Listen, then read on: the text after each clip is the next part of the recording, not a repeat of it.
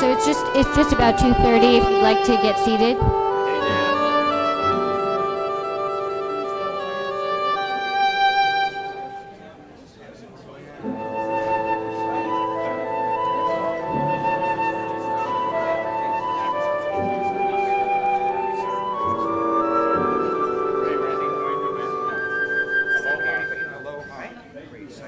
Me too.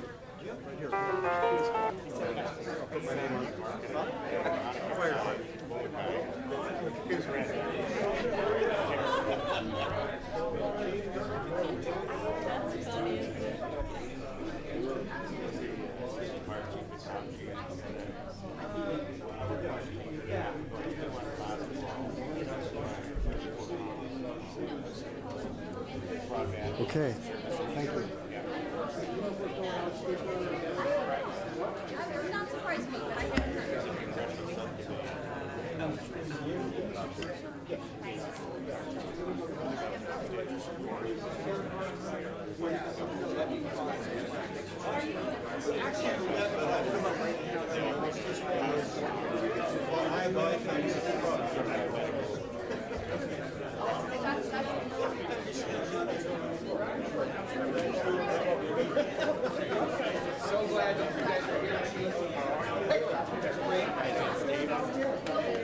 Two friends of mine.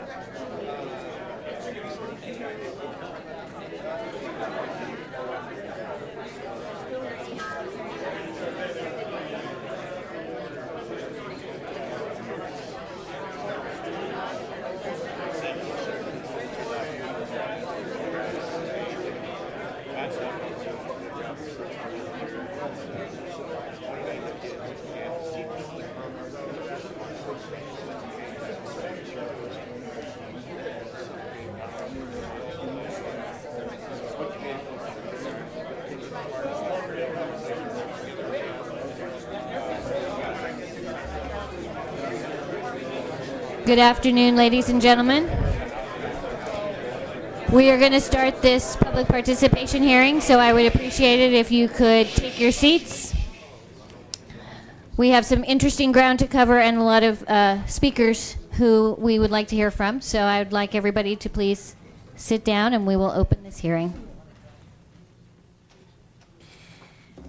Good afternoon. This is the time and place for the public participation hearing in the case of I-1405012, the order instituting investigation to address interstate call completion and access issues.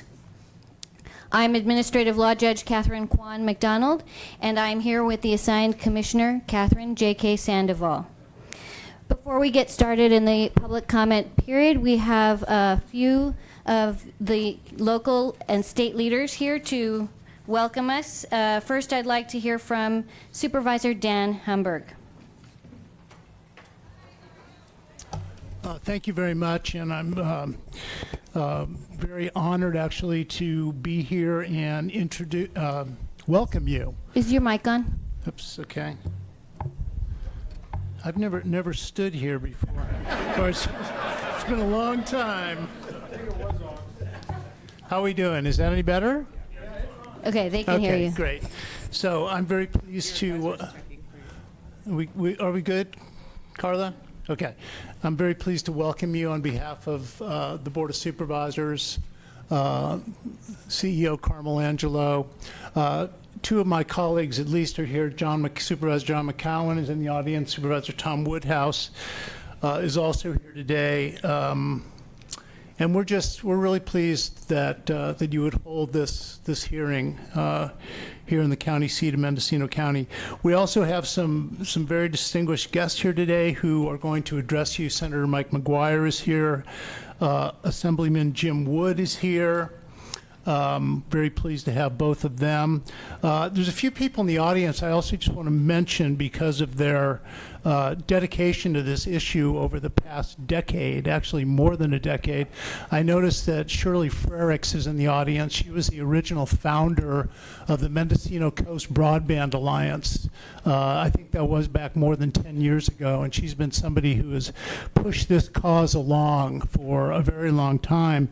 And out of the Mendocino Coast Broadband Alliance grew the Broadband Alliance of Mendocino County, which actually came to being in the year 2011. And you will be hearing from Trish Steele, who is the chair of the Broadband Alliance, and also kind of the county's go-to person on broadband issues. She's not unfamiliar to the CPUC. I know that Commissioner Sandoval is very familiar with her, and she's done a couple of excellent reports on the two very serious outages that we've suffered here over the last couple of years. And actually, Senator McGuire reminded us a few minutes ago that there have actually been 5 serious outages of broadband service in this region over the last few years. Also, you'll be hearing from Randy McDonald, who is the public safety liaison for the Broadband Alliance of Mendocino County, also the assistant fire chief for the Comshie Volunteer Fire Department. We were out in Comshie this morning, and Randy led us on a field trip in which we looked at the site of the fiber cut that happened in August of 2014, which had very serious ramifications up and down the Mendocino coast. We have Chief Rowney here, who is the chief of our CAL FIRE unit here in Mendocino County.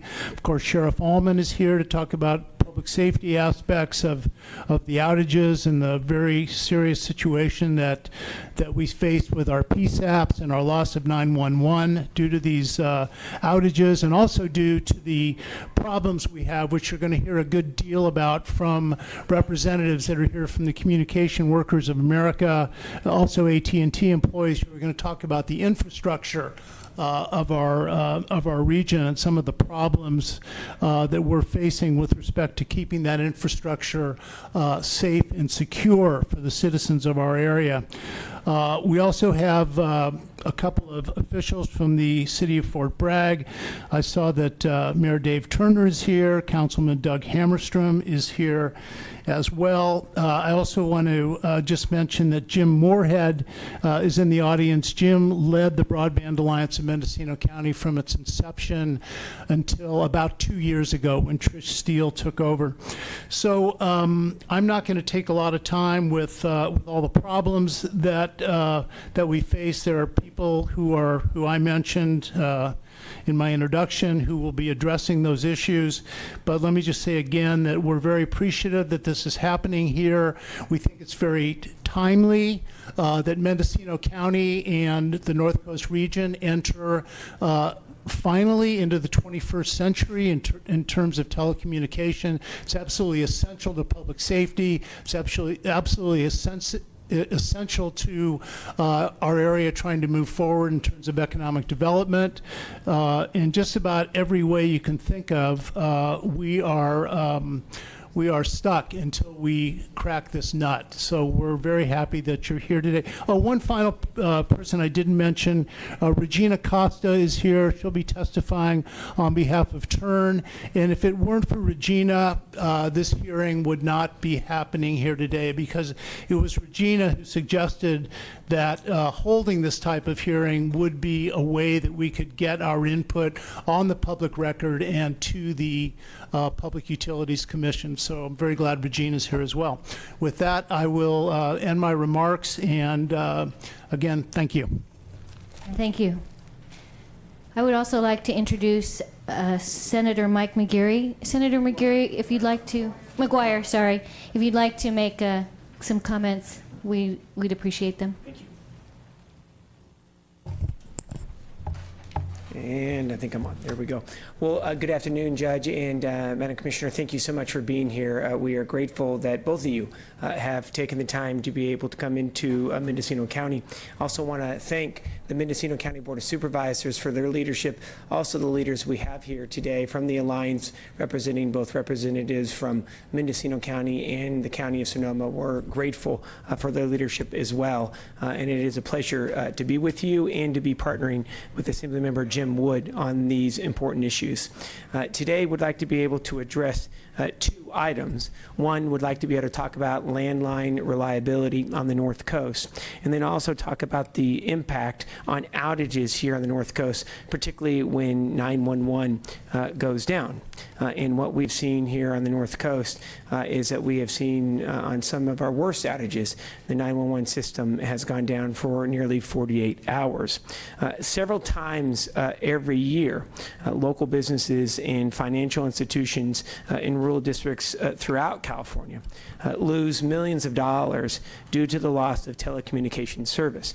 When these communication outages occur, credit and debit card machines lose connectivity, ATM machines are disconnected, and banks are unable to provide customers information about personal accounts, business accounts, or the ability to process transactions. These communication outages also impact our rural colleges, hospitals, courts, and residents. In fact, over the last 24 months, two particular outages have impacted the schedule for finals at the College of the Redwoods in Humboldt State.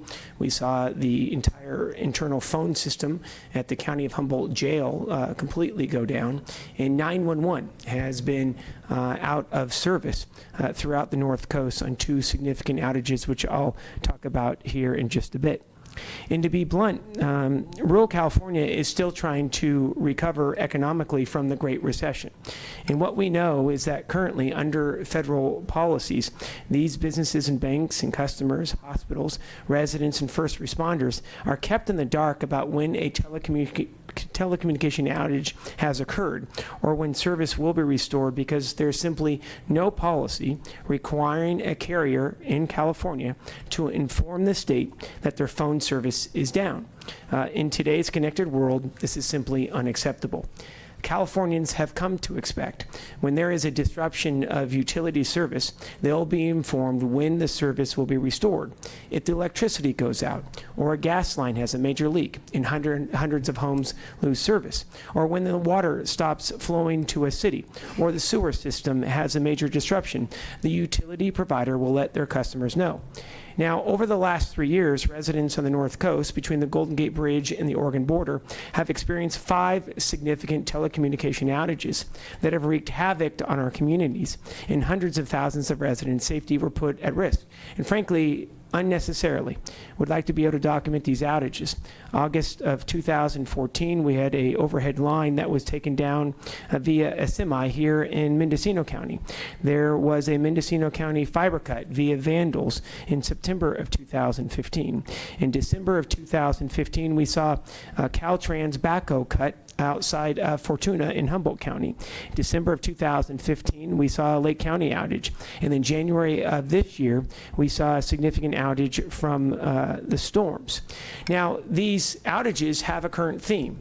There is absolutely no communication between the carrier, the county, and California Office of Emergency Services. And so what has ended up happening, we have relied on elected officials' Twitter feeds to be able to communicate. Because what we have also seen are all radio stations, or the majority of radio stations across the North Coast, have also lost their ability to communicate. In a couple of these outages, we also saw the Eureka Times Standard, their presses and all of their communication completely go down. This is unacceptable. We are in 2016. In California, over 95% of our land is considered rural, and yet 5% of households are located there.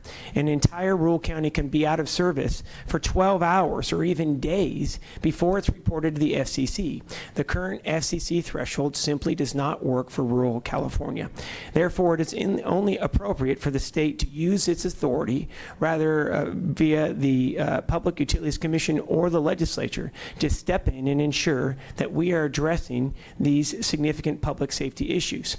And it also expands to public safety in the Coast Guard.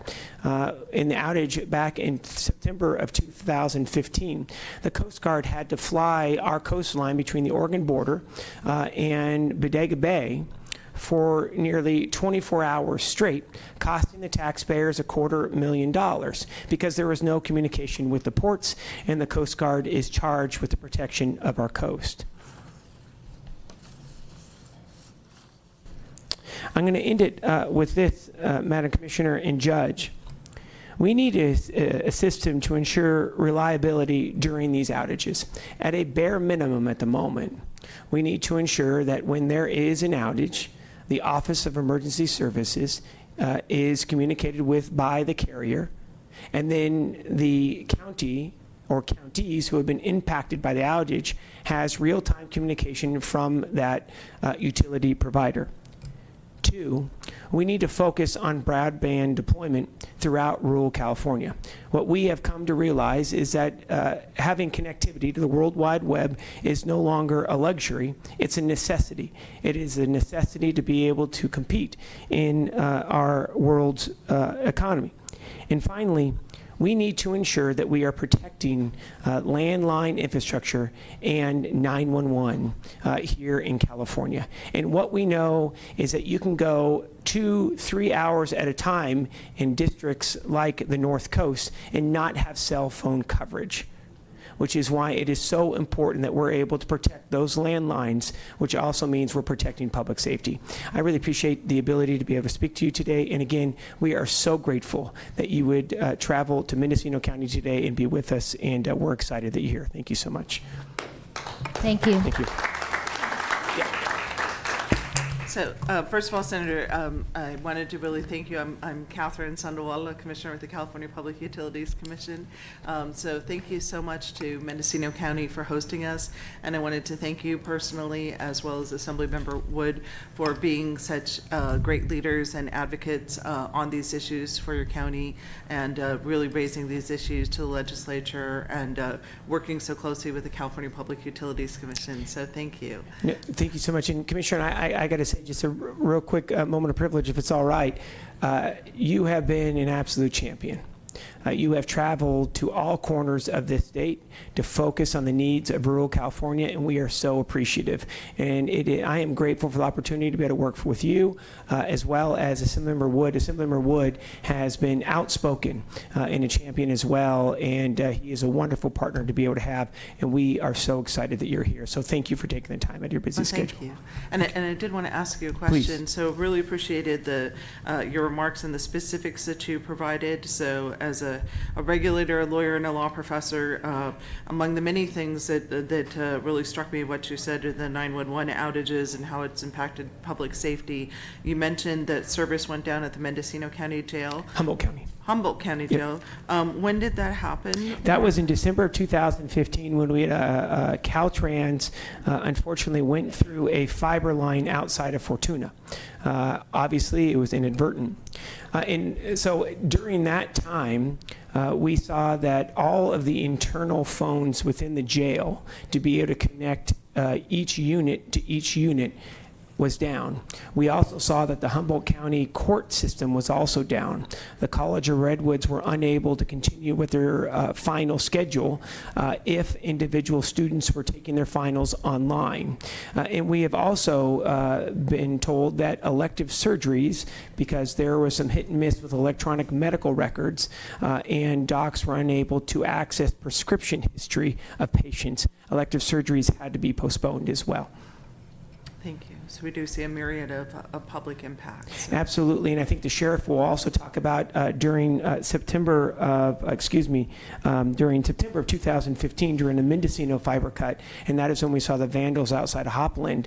The sheriff literally had to post patrol cars, and ambulances had to be posted on off-ramps so that when the ham radio operator got a hold of them, they were able to dispatch out. This is ridiculous. We are in the 6th largest economy in the world here in California, and we continue to struggle with the basic form of communication. Thank you. Thank you. Thank you.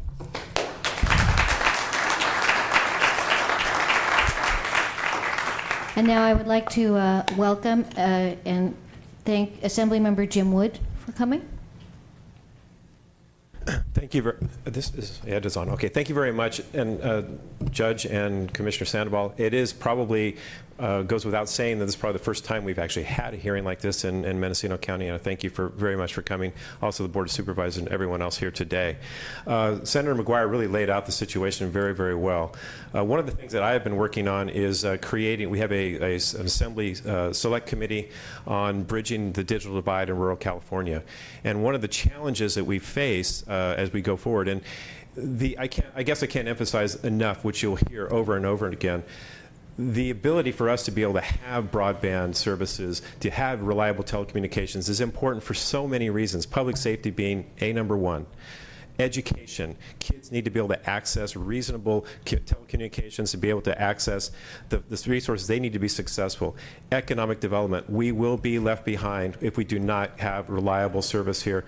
And for me personally, telehealth. The ability for us to be able to, in rural counties, to be able to tap into facilities like UC Davis, UC San Francisco, Stanford, with reliable service to help our healthcare providers on a regular basis here in our rural counties is critical to quality of life for everyone. One of the challenges we face, and it's come out in the hearings that we've had, is that in order for us to be able to move forward and fill these gaps and completely connect rural California, we need to break down the silos.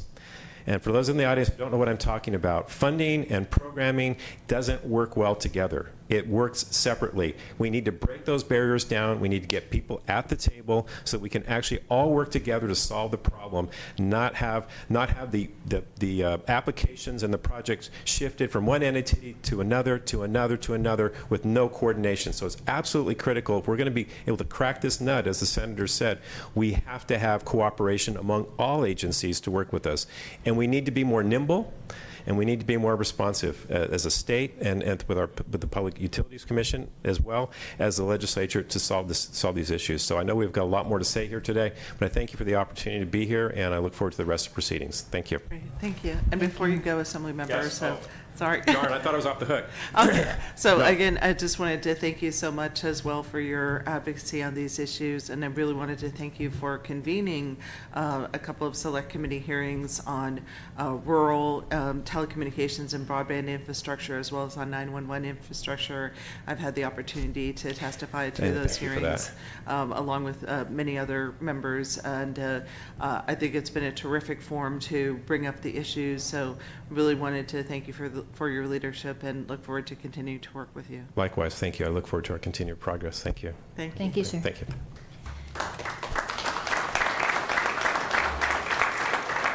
So before we get ready to start the public participation portion of this hearing, Commissioner Sandoval, would you like to address the audience? Great. Well, thank you very much, Judge. Really appreciate it. So first of all, once again, thank you so much to Mendocino County for such a warm welcome here and for being our very gracious host. It is a great opportunity to talk to the people of Mendocino and with the people of Mendocino County. And we know that this is also being recorded, and some people may be watching at home, so we really appreciate your interest in these issues. And to people who came from neighboring counties, Sonoma, Lake Humboldt, Humboldt and other neighboring counties. We really appreciate it. One of the things that we've tried to do at the CPUC, and I am pleased to have been a leader of, is making sure that the CPUC gets out of its headquarters in San Francisco and goes to understand what are the conditions that the people face in our vast and beautiful state. So our state has almost 39 million people, more than 1,000 miles long from the north coast down to the desert, to the Imperial County area, with vastly different conditions. So understanding what those conditions are is absolutely critical. And so this is part of what we were trying to accomplish in this proceeding. So I'd like to say a little bit about this proceeding. So this proceeding was opened originally to look at some issues involving rural call completion. And it was inspired in part by complaints that we were hearing in various parts of California, including some of the parts that we will visit tomorrow in Siskiyou County, and from Modoc County and the Sierras and other places, that people who lived in areas that were served by rural telecommunications companies were not receiving calls that were being placed to them. And this became a national issue. And what the FCC concluded was that it was apparent that basically middlemen who were being hired by some of the telecommunications companies, these middlemen called least cost routers, were trying to carry calls from, say, San Francisco. A son was calling from San Francisco to his dad in Calaveras County. The phone would ring and, place the call in San Francisco, but the phone would never actually reach the exchange in Calaveras, so the phone would never actually ring at his dad's house. And so this was going on throughout the country, and we heard many examples of it in California, and we're very concerned about its effects on public safety as well as on economic development and reliability. So this is one of the ongoing and open issues in this proceeding, and we are also interested in hearing any testimony about that. The FCC, since we opened this proceeding, actually has issued an order regarding this particular issue that had prohibited those types of activities. California is one of about 8 states that has a very specific law that requires a telephone company and a telegraph company to carry and complete calls and to deliver promptly the messages that they receive, because that's what the whole point is of a telephone. So we're very interested in knowing if that is still an issue in any part of California. The second issue that this proceeding is focused on, and this is an issue that was added to this proceeding last year, is the issue of 911 access and dial tone access. And this was inspired by 2 things. One, stories of what we were hearing in places like Mendocino, where there were fiber cuts or various other types of cuts or outages, whether they affected one person, one customer, or group of customers, or entire counties, or large portions of areas, where we kept hearing stories over and over again of people losing the ability to call 911, losing access to dial tone. There also was an incident that happened about a year ago that actually started out of Colorado. The FCC again found ultimately a company named Entrado that serviced a number of other telecommunications companies, that effectively what they did is that they had put a counter in their system so that if in the states that they served too many people made phone calls, the whole system shut off. And so as a result of that, what the FCC found was that in California, the one particular day this happened, not only did 911 service go out in the entire state of Washington, but there were several people in California that night who tried to place phone calls to 911 from Yuba City all the way up through Modoc County, who were unable to reach 911 because of these software-driven outages that happened in Colorado. So we're very concerned about these issues. We have heard different examples, both in urban areas where we have software-driven outage issues, where we've also had some of the hardware type of issues, and also in rural areas where you have increasingly a confluence of both software-driven issues and hardware-driven issues. I will say, and we'll hear a little bit more detail about this today, that we had the opportunity this morning, and really would like to thank the County County of Mendocino, and also the Volunteer Fire Department of Compton for being our tremendous hosts, for organizing a tour, again, to better understand what are the conditions that Mendocino County is facing. So we were able to drive with the county of Mendocino out to Compton, which was the site of the fiber cut, and then to understand and hear from the great work of the Compton Volunteer Fire Department. Again, we thank you for your tremendous service. And then they showed us the area where the fiber cut happened that led to a lot of the county of Mendocino losing service, and heard about the days it took to repair. We also observed the condition of the lines in that area, including some of the lines that had been repaired. We observed a number of conditions that are not consistent with the CPUC's General Order 95, which requires the lines to be kept in good working order. And so we will hear some more details about that. So let me just close by saying two things. One, that under California law, under Section 451 of the California Public Utilities Code, that the utilities, including communications utilities, have an obligation to provide safe, reliable service at just and reasonable rates with adequate facilities. So that is the legal standard to which we hold all of the utilities, and to which the law holds the utilities. Second, as I mentioned, we have a variety of rules, including General Order 95, which basically create certain obligations with regard to the maintenance of poles and wires and other types of facilities, and we also have general orders about undergrounding facilities. So what we've seen is a couple of issues involving, many issues, involving the physical status of the network, which can affect safety and reliability, as well as increasingly we're getting information about some of the software-driven issues, which can also affect safety and reliability. So we're here to learn from you and listen to you. We really appreciate your participation in this proceeding. What we are doing here is creating a record that then the judges in this proceeding and our CPUC team and I can consider. So in closing, I'd like to thank ALJ Catherine McDonald for being here and presiding today. She is the assigned administrative law judge for the Lifeline proceeding, and some of the hearings that we'll be having over the next couple of days will also address the Lifeline issue. We have assigned administrative law judge Mason is the administrative law judge who is assigned to this call completion proceeding. So I thank again Judge McDonald for substituting for Judge Mason. I would also like to give special thanks to Dr. Bill Johnston, who's my telecommunications advisor, who helped to make many of these arrangements and has helped with this analysis. Many thanks to the CPUC Communications Division. We also have representatives of our Communications Division here. Also to the CPUC Public Advisor, who's greeted the public so warmly here and did a lot of the outreach. To the CPUC ALJ division, including to our court reporter, Ana Gonzalez. Thank you very much. The transcript that we are creating here is what creates the record that allows us to make the decision. And to all the people at the CPUC and to all of you, thank you very much. And we look forward to hearing from you. Thank you, Commissioner. So we are now at the portion of today's hearing where we will hear from you, the public. It is an honor and a privilege to be here with you.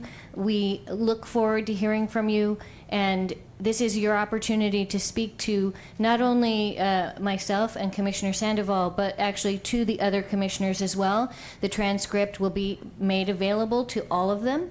They will consider public comments. We try to also tabulate public comments so we know where people stand on basic issues. In order to proceed in sort of a logical, reasonable manner and to make the most efficient use of your time, I just want to ask a few favors.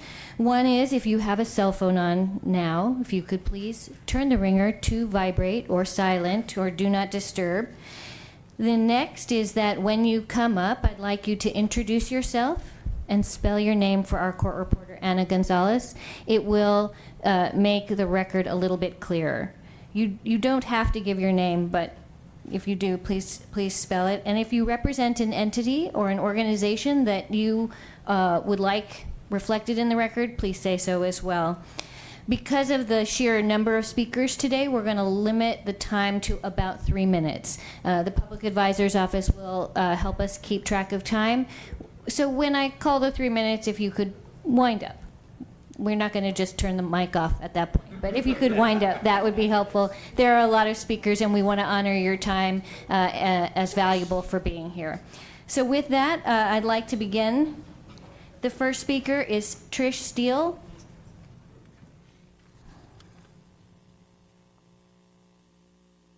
Commissioner, Judge, welcome. Thank you.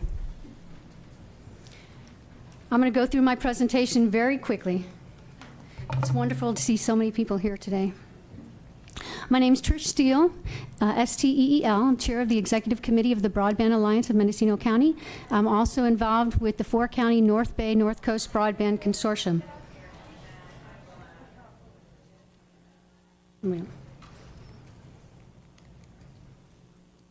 You don't need to speed talk, so Okay. we'll give you the time you need. And again, I really like to, Ms. Steele has been very instrumental in helping to organize this hearing and also the tour we took today. So thank you very much. Oh, you're very welcome. It's an honor to have you here. And computers can often be difficult, so. Okay, well, I can do this without the slides if I have to. Okay. One more try here.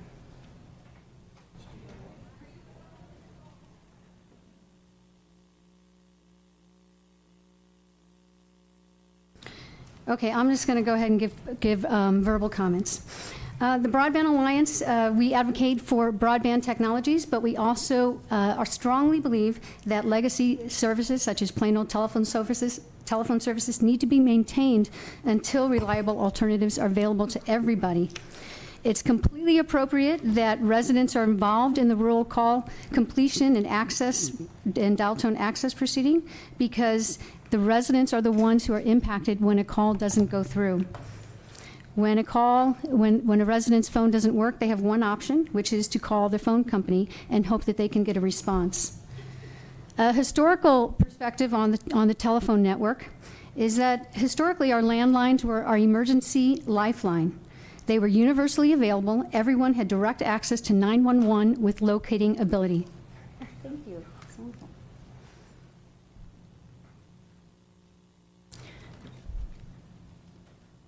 Oh, shoot. Okay, here we are. So they were our emergency lifeline. Everyone had direct access to 911. They were reliable. They worked when the commercial power was out because the copper wires could carry electrical current. They were built with public money, and our system became a model for the world. It became the foundation of our excellent public safety network. Today in Mendocino County, we have two major concerns. One is the ongoing chronic issues with individual landlines, and the problems range from call completion issues, poor quality, to complete loss of dial tone. The second issue is the potential for widespread loss of communications due to outages. And I'm going to go into some detail on each one of these two major concerns. Starting with the first one, the chronic issues with landlines. When individuals lose 911 connectivity, we create holes in our public safety network. Counties have a very difficult time knowing how to assess the scope of the problem. When we have a lot of landlines out, there's no way for the county to know how many landlines are out. There's no way for the sheriff to know if the reverse 911 calls can go through. It's different from the, let's say, the PG&E, where we get a notice that 50 households are out, and in 6 hours they should be back online. We have absolutely no way to know at any one time if landlines are out. The copper plant is old and in need of repair. So a second issue point about the holes in our public safety network is that for many residents, alternative options are not available. If they lose their landline, they don't have cell connectivity. So their landline is their only connection. Some lines are out regularly and some for long periods of time, even weeks or even months. And an example is Howard Creek Ranch, but I'm very happy to see the Howard Creek Ranch owner here, so I'll let her tell her story during her time. And mobile phones have location accuracy issues. With a landline, if you have a distraught caller and they can't articulate their location, the emergency dispatch can get a location of where that call is coming from.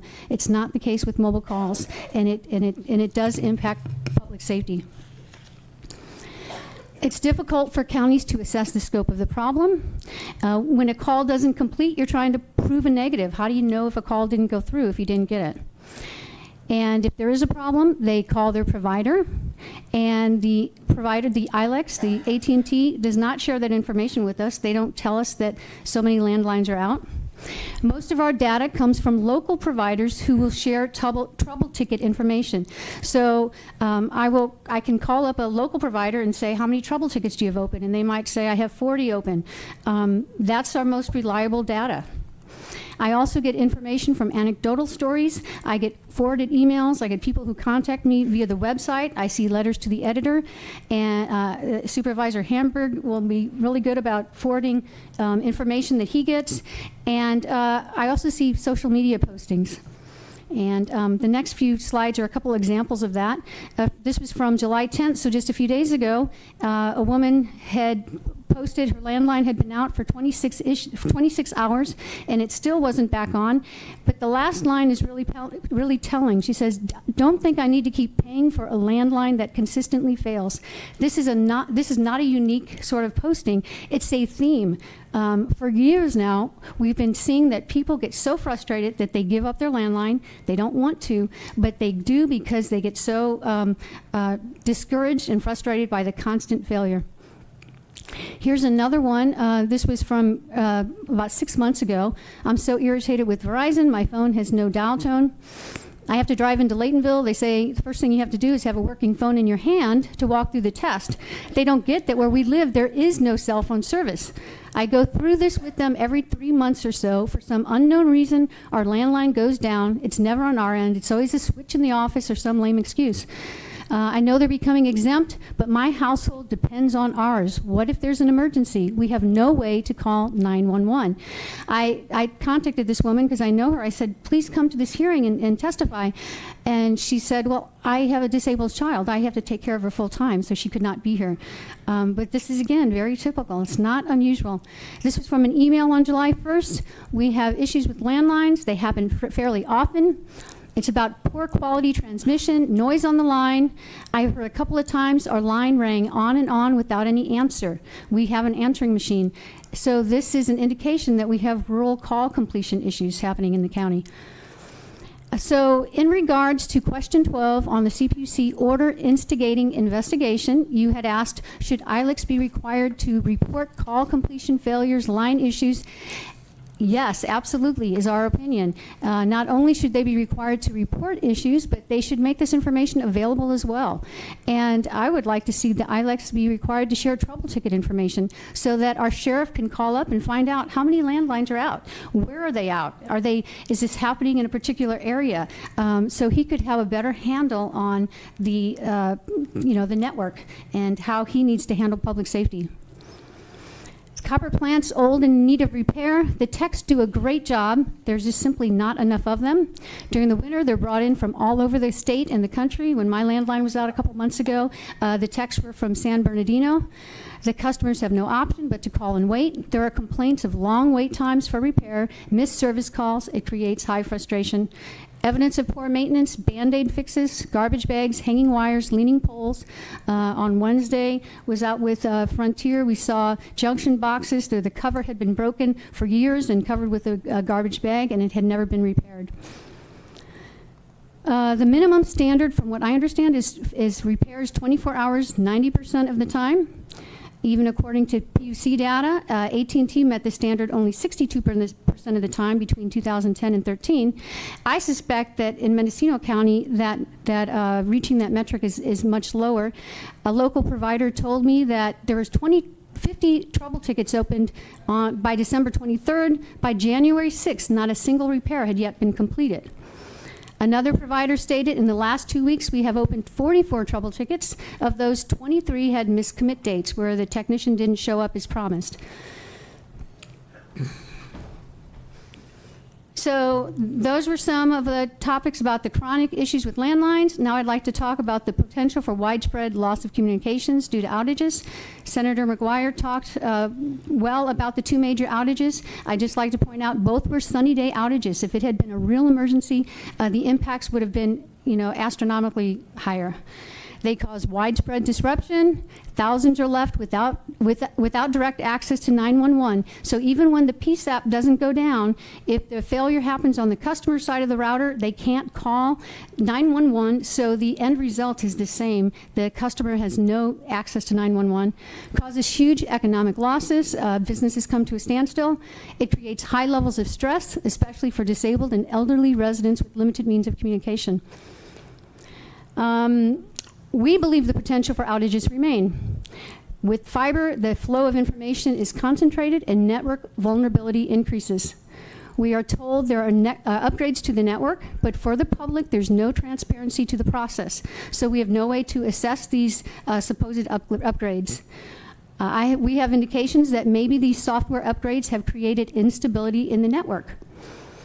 There's also a lack of diverse routing that is still remains, and conditions that exist to make the facilities vulnerable still exist. I'd encourage everyone to go to mendocinobroadband.org. That's our website. If you go under data and reports, I have posted 2 reports from the 2014 and 2015 outage, and it details comprehensive impacts to residents, and it makes for interesting reading, so I encourage everyone to go there.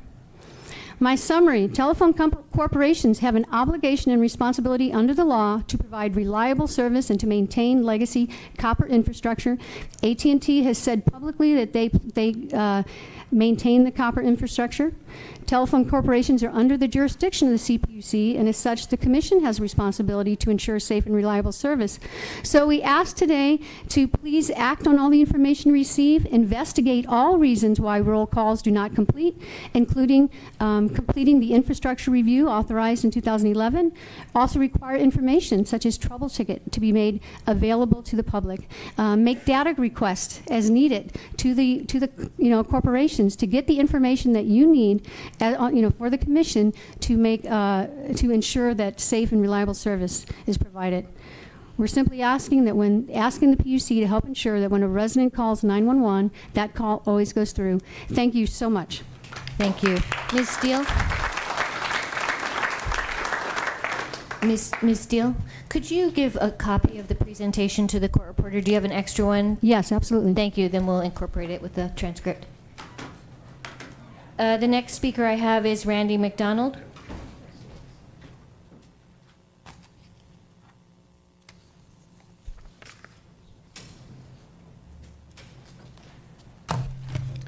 Commissioner Sandoval, Judge McDonald, my name is Randall Stewart McDonald. I'm chair of the Communications Committee for the Mendocino County Fire Chiefs Association.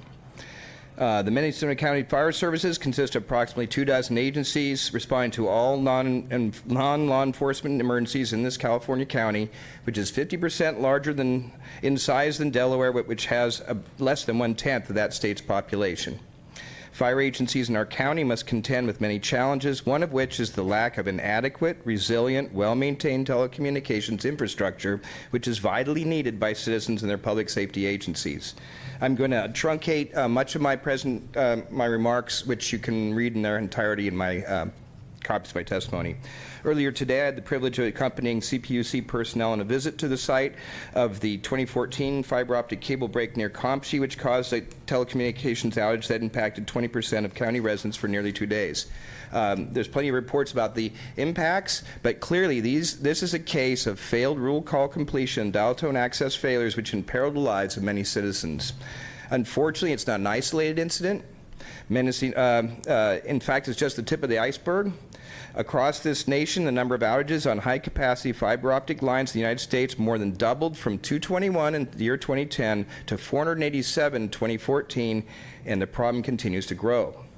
The big difference between outage in an urban and suburban area when compared with rural telecommunications outages is that the more populated areas have more network resiliency and multiple providers of telecommunications services. But for example, in this rural county, there's frequently no cell service whatsoever in a given location, only one phone company, so an outage can have serious negative public safety implications. Fiber optic cable breaks impact many people at once, and we hear a lot about them. They get a lot of attention, but we cannot let these marquee incidents mask the reality that failed rural call completion and dial tone access failures happen throughout rural California. They are typically not publicized, and residents often don't realize what's going on. In my testimony, I cite 3 specific examples, which I won't go into detail about, but one, the leading wine growers association in our county, the wine industry being a significant economic driver, was out for 5 weeks of their telephonic service. Only after complaining to the PUC did the service be restored. I myself suffered rural call completion problem where I could call out, I could use the internet all day long. I had no idea people couldn't call me, and it was intermittent. Sometimes they could call, sometimes they couldn't. There's details in my testimony. But very interestingly, after the repair person left and the problem persisted, I received a call from AT&T service person who stated they were aware of the problem, which was region-wide, involving network software. Finally, in my testimony, I have relayed some of the details of troubles that the KZYX public radio station has experienced, and details are in the testimony. I just want to remind us that the significant roles that radio stations, particularly public radio stations, play in major emergencies. Public safety leaders like the sheriff often use radio stations as a key way to inform the public of emergency conditions. So, if anything, radio stations should be prioritized for service. I'll conclude my spoken testimony by asking you 2 very important questions. Is the policy of the state of California that rural lives are not as important as urban or suburban lives? If this is state policy, then the state needs to be honest with the citizens about it so that we can make informed decisions about where we should work, travel, and live. Though I doubt any state official would dare say so, this does seem to be the de facto policy in California, where rural citizens habitually suffer from problems with our inadequate, insufficiently resilient, and often not well-maintained rural telecommunications system. However, if it is state policy that rural lives are just as important as urban and suburban lives, then citizens and government need to demand equity in essential telecommunication services regardless of one's location in California, particularly when that service supports the 911 and reverse 911 systems.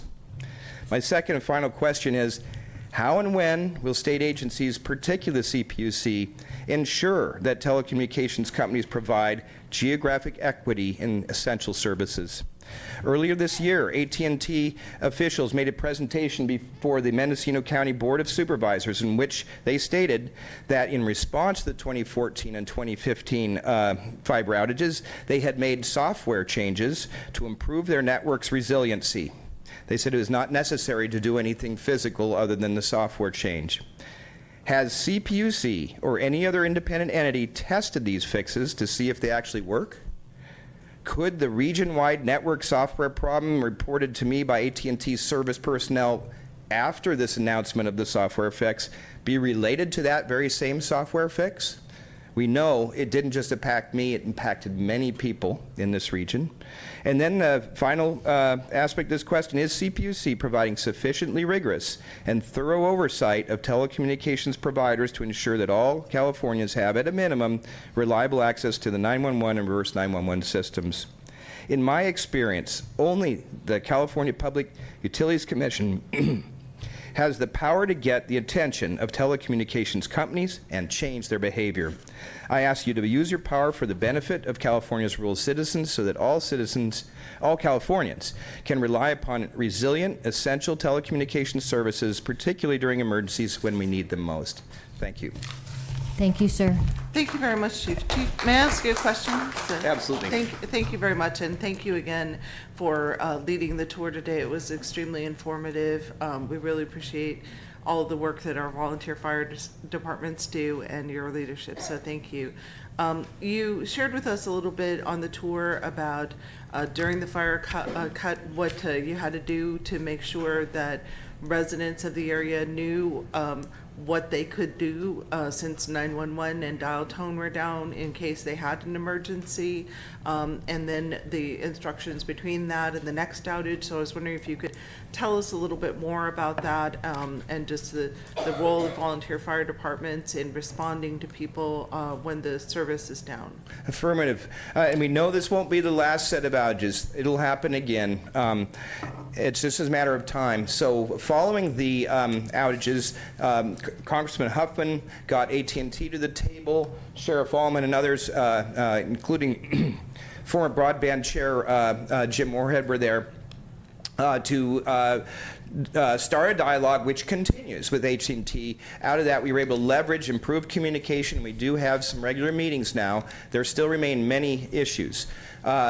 So in the fire service, through the Chiefs Communication Association, we've been encouraging fire chiefs to let citizens in their districts know how to get through to the emergency reporting system should your 911 service go down. So go to the firehouse, go to the police station nearest you if you have no access to landline or cell service. Also, the sheriff has positioned the limited number of radio satellite telephones around at various sheriff substations. He can speak more to those details.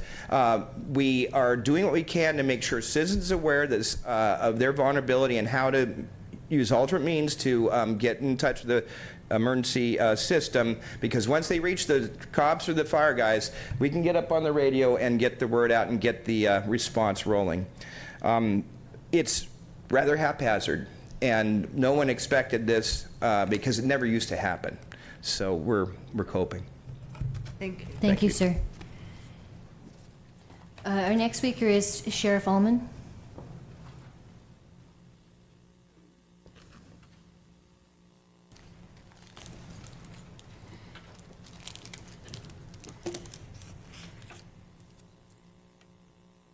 Good afternoon, and I'm inviting the Willits Police Chief to join me also, if that's okay, because we're both in the same business. Yes, sir. Make sure that you're speaking one at a time so that we can get all of your comments reported with Ms. Gonzalez. Good afternoon. My name is Sheriff Tom Allman, A-L-L-M-A-N. Judge and Commissioner, thank you very much. We're glad that we're not forgotten as a part of California.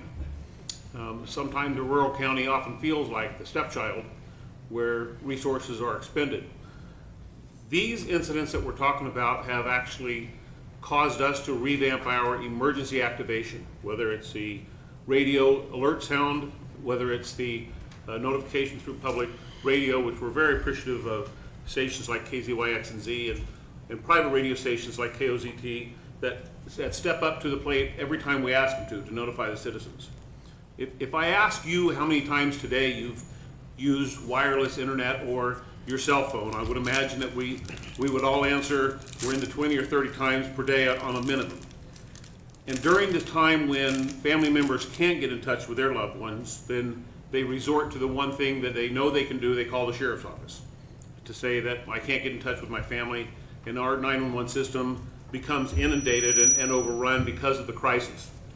I really appreciate following Randy McDonald, because during the Comshi incident, I was absolutely not aware of this incident for 6 hours until the Comshi fire chief called me from his hard line at his house, his telephone, to my hard line at my house on a Sunday afternoon and asked me if the phone lines were down. I said, of course not, Larry, because if the phone lines had been down, we would have been notified. And it was 6 hours into it where I called my dispatch to say, are the phone lines down on the coast? And my dispatcher, 6 hours into this, said, of course not, Sheriff, because if the phone lines were down, we would have been notified. So we literally did not know for 6 hours after this critical big rig incident took out 150 yards of fiber optics. And then when the bozo cut the other fiber optics, in most likely to try to recycle copper on a fiber optics line, it's as criminal can be, but it took down our 911 system The report says 24 hours. It started coming back in 14 hours, and in 24 hours we had redundancy somewhat throughout our county. However, let me tell you about our county. We're rural. We're 3,509 square miles. We only have 89,000 citizens. We have the second largest Indian reservation in our county that was out of 911 for 7 days. We sent law enforcement up there to work with their tribal police to communicate on the radios. We did everything we possibly can.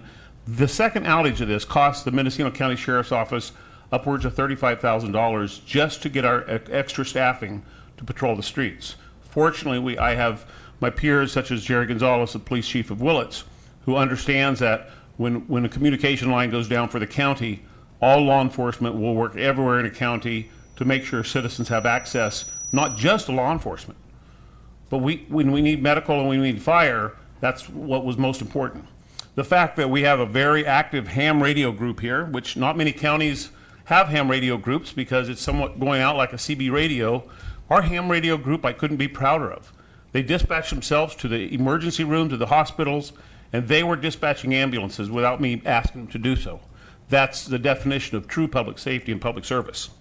So as we go down this road of asking the PUC to prioritize a rural county, I'm going to say that notification has to be one of the most important parts, the key elements. We have access to we have a phone in our dispatch, which is, we communicate to Sacramento every morning to check in. It's through the satellite. I would ask you to please look at this as a way where we can have the notification of anything that's happening in our county. The fact that there was a Senate bill going through this year, which was fortunately killed, that was going to take away the necessity of a phone company to maintain copper lines, is very important for us to realize what some people in Sacramento and elsewhere in California are thinking. This has already happened in Nevada, and the first thing that Nevada sheriffs are saying is phone lines are going down and the phone companies are not replacing the critical infrastructure, which is failing. We cannot allow this to happen, and fortunately we have assemblymen like Jim Wood and senators like Mike McGuire who understand that Mendocino County is not Los Angeles. We really and truly rely on just that one simple fiber optics line for everything, whether it's ATM.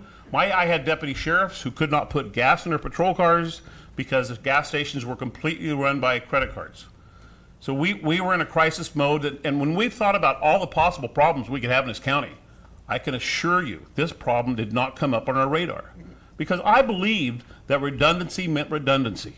I didn't know about diverse redundancy, but that's what we need. We need diverse redundancy where fiber optics are coming in from 2 different locations, and we can quickly solve the problem so that Chief Gonzalez's deputy officers and my deputies can get the information, and we go to areas and communities and high profile. We make sure the public knows exactly what's going on.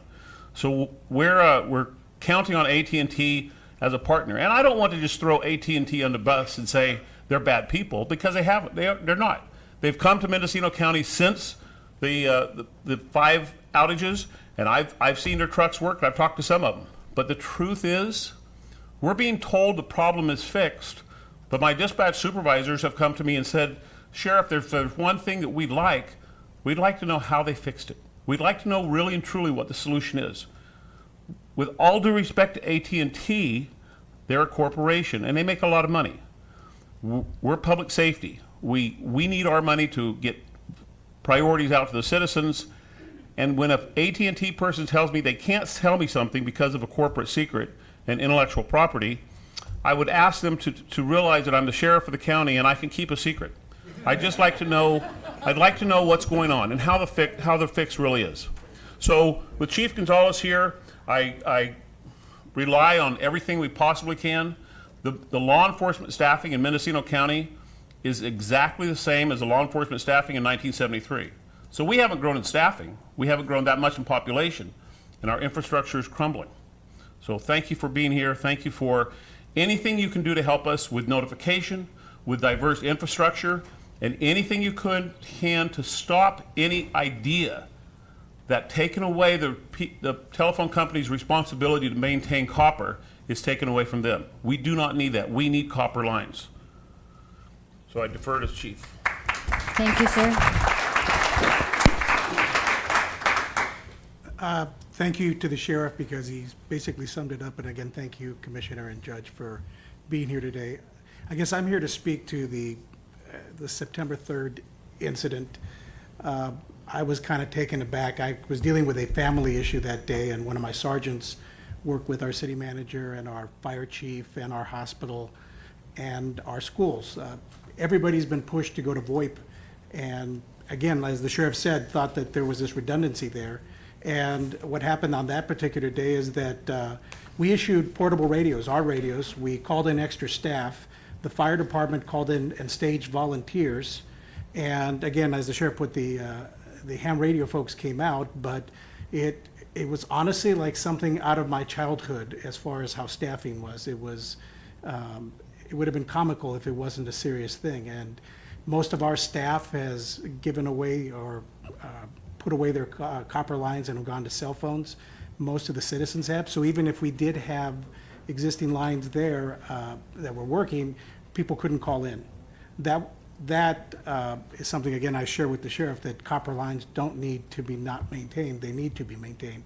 I have a hard line into my dispatch, yet our dispatch 911 system is in essence a VoIP system, and it went down.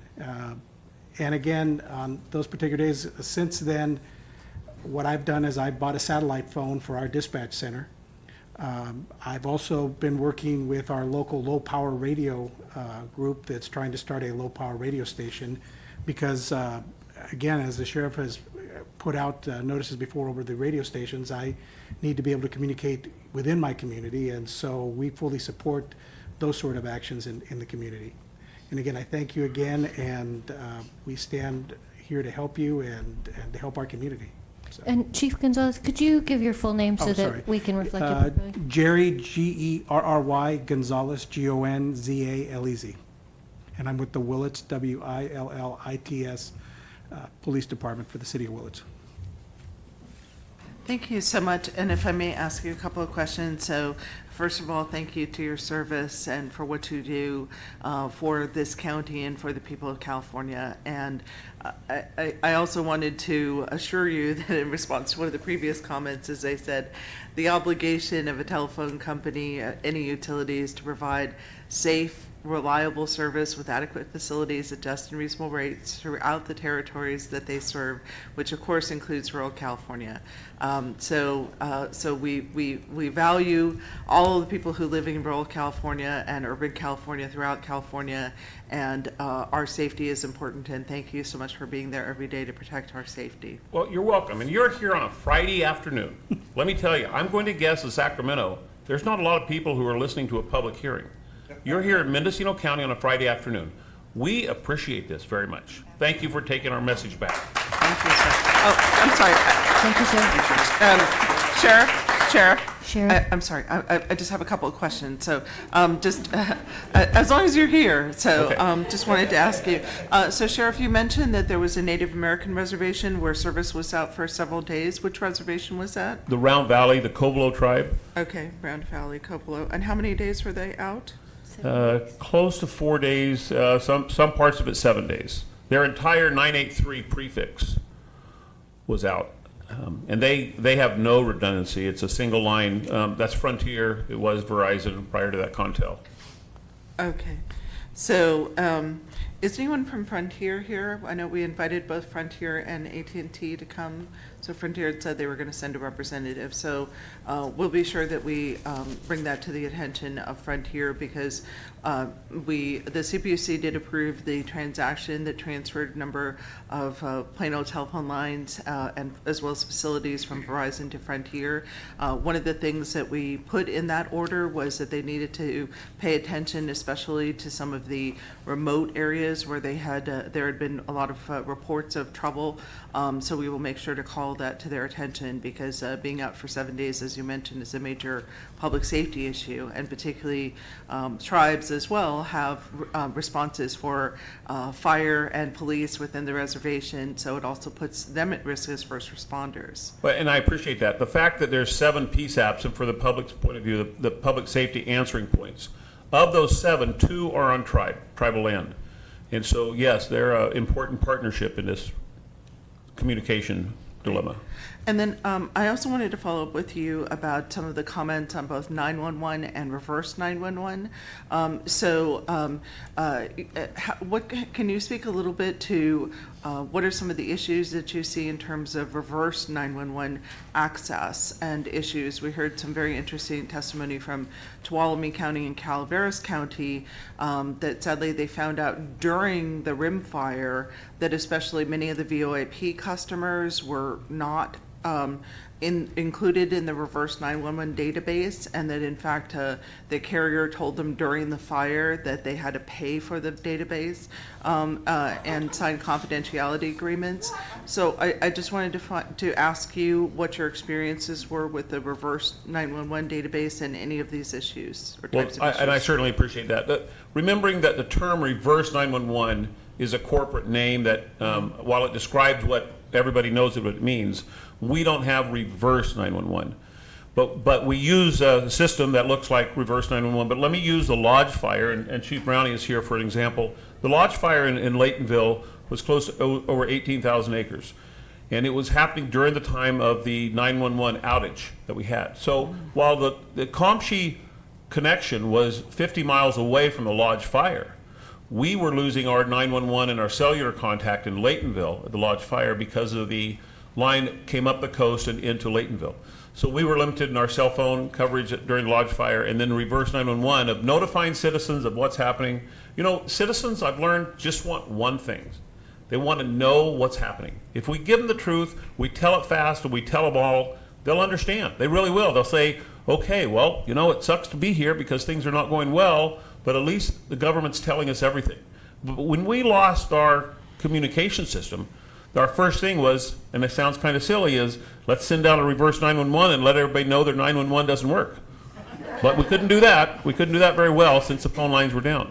So the transfer of information, we did encounter that 2 years ago when we switched from reverse 911 to our new carrier.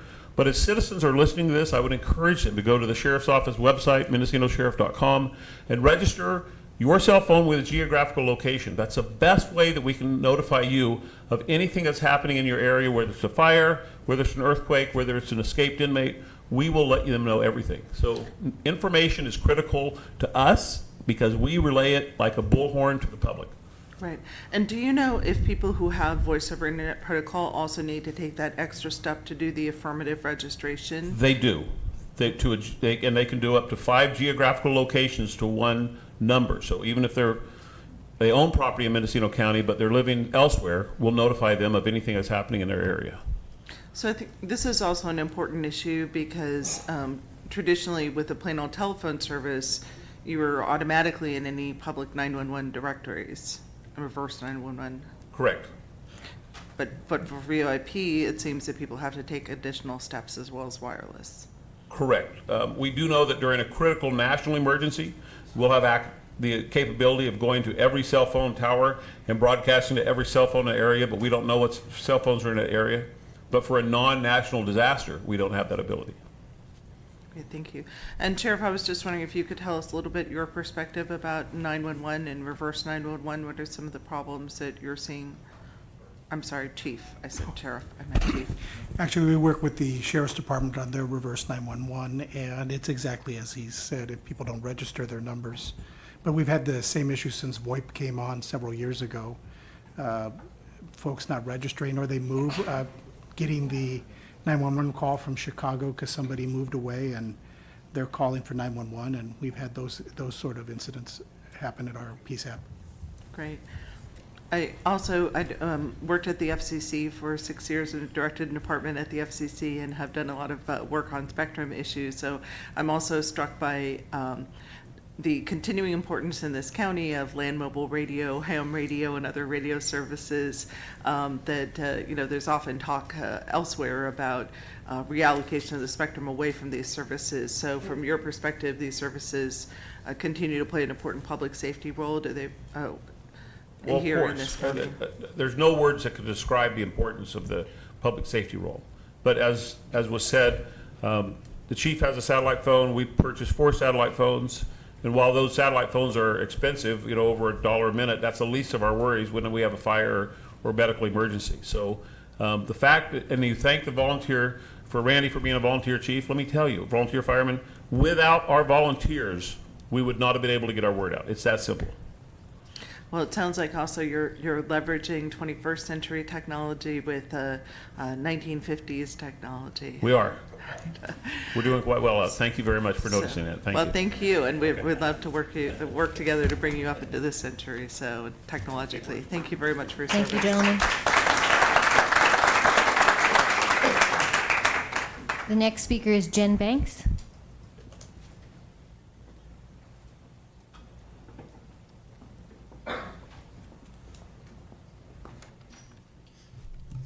Commissioner Sandoval and Judge McDonald, my name is Jen Banks, B-A-N-K-S. I am the Emergency Medical Services Coordinator representing Mendocino County's Emergency Medical Service Agency.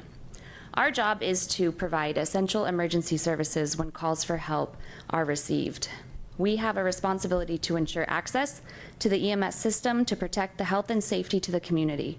This system includes our volunteer first responders, our EMTs, paramedics, air medical transports, access to the trauma system, access to specialty cardiac care system, or transports to a local emergency department in general.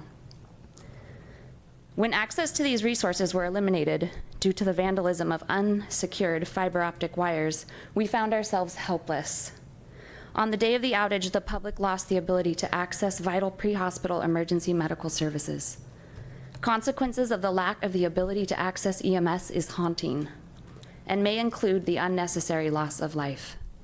We had no way to track or understand if people could call 911 or if people could receive emergency help. We had no idea if our patients were trapped, with no communication, and with no help responding. The only recourse that we could provide was to upstaff any available additional resources and instruct them to remain visible to the public so people could potentially make face contact, flag down an ambulance, and receive help in that manner. On a normal day, we have only 12 in-service ambulances covering the entire 3,878 square mile surface of this county. Clearly, our attempt to be visible only captures a very small population to potentially help and adequately serve our community. We need a system to ensure we are protecting our 911 emergency response system. We need to protect our landlines. We need to protect our communication system so we can always protect and serve all of the people that need help in our communities. Thank you. Thank you. Regina Costa.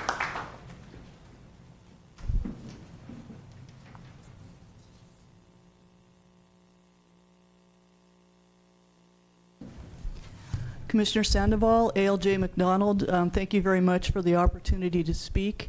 I'm Regina Costa, C-O-S-T-A. I'm the Telecommunications Policy Director for TURN, the Utility Reform Network. As Commissioner Sandoval pointed out, every utility in this state, including telecommunications carriers, have a legal obligation to provide safe, reliable, and adequate service, and it's the CPUC's job to make sure that they do it. It's critical that the Commission bases its actions and bases this enforcement on facts and real information. And today is a very important step in that, because you're hearing from real people about the situations that they have faced in their county due to rural call problems arising from two things: arising from the inadequate availability of communications facilities to ensure that when one line is down, people and essential services still have vital communication, but also what really is a deliberate policy on the part of the state's largest telecommunications company to fail to maintain its network adequately. You do not have static on lines. You do not have sporadic communication on facilities if those facilities are properly maintained. So step one is getting the information from the public, and I commend you for holding this hearing and for the other hearings that you're going to be holding in other communities in California. But step two is this commission has voted now twice to conduct an independent evaluation of the state of the telecommunications networks of the two largest carriers. That includes AT&T, and it includes the facilities that were owned by Verizon and are now transferred to Frontier. There was an attempt to eliminate the funding for that item from the Commission's budget, and that attempt failed. The Commission has been granted the funds to do it, and it's vitally crucial that the Commission proceeds and conducts this study, because you cannot determine whether or not the utilities are fulfilling their obligation to provide reliable, safe, adequate service unless you have a firm grasp on the condition of the network, the practices of the companies, the extent to which the staffing is adequate. And I think you're going to hear from some folks today that there are insufficient employees to properly maintain these networks. So that's point 2. The third point is that the Commission needs to know when there are outages in rural areas. And it is common knowledge that the outage reporting requirements at the Federal Communications Commission are inadequate. They do not capture outages like those that occur in Mendocino County. They can't. The threshold is so high that a small community in Mendocino County could be without service for a month or 2 months, and it wouldn't even be a blip on the radar. You have before you, in another docket, in the service quality docket, a proposal to require rural outage reporting, and I urge you, the Commission, to adopt that proposal. The final point I want to make is that it's impossible to consider these issues without looking at the broader context, and that broader context is that the technology, equipment, and systems that are used to provide telecommunication service are evolving. It's known as tech transitions. And that has been used as an excuse to try to justify removing Commission oversight of things like service quality. It's been used as an excuse to justify withdrawing copper landline service from communities like Mendocino County.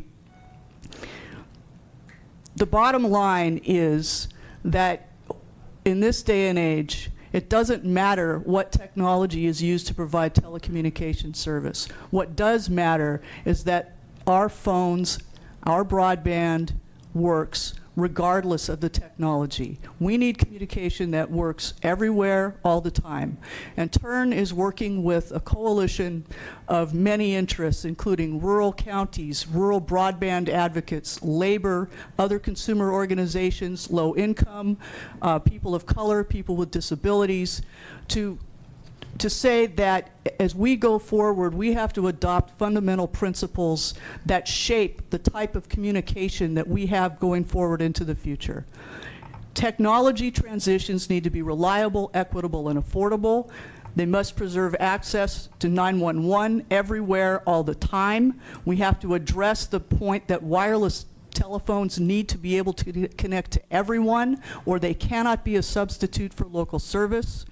We need to address battery backup. If we're moving to a system that relies on batteries, we need to make sure that those are available at an affordable price, or they're available as part of the basic service in order for these systems to function during power outages.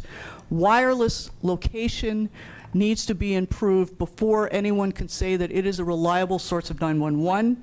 Rural communities need reliable, affordable phone service. We need to make sure that the phone networks and the 911 systems have adequate backup so that whether there is a software glitch or whether a line is cut, we still have access to 911 service.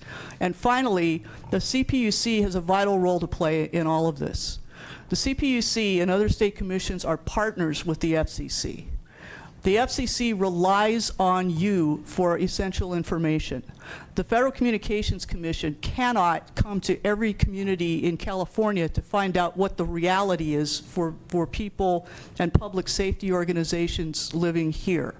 And so we urge you to work closely with the FCC, coordinate those efforts, but we also urge, I think, the state legislature to recognize that this commission has a vital role to play, and in that regard, we applaud you for conducting this hearing. Thank you. Thank you. Our next speaker is Richard Ellert, and I apologize if I mispronounced your name.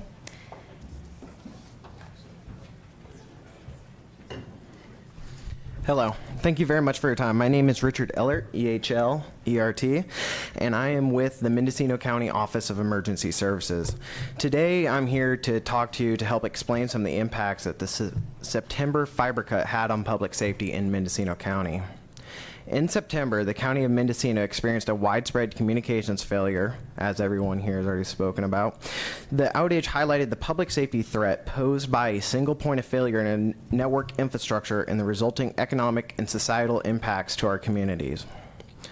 It was brought to the attention of Mendocino OES staff, Office of Emergency Services, by our communications specialists that there was a communications failure and that this failure included our 911 system.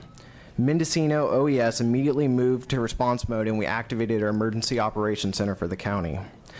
The Mendocino County amateur radio communication operators were also activated, and we deployed ham radio operators to the emergency operations center and to local hospitals as well.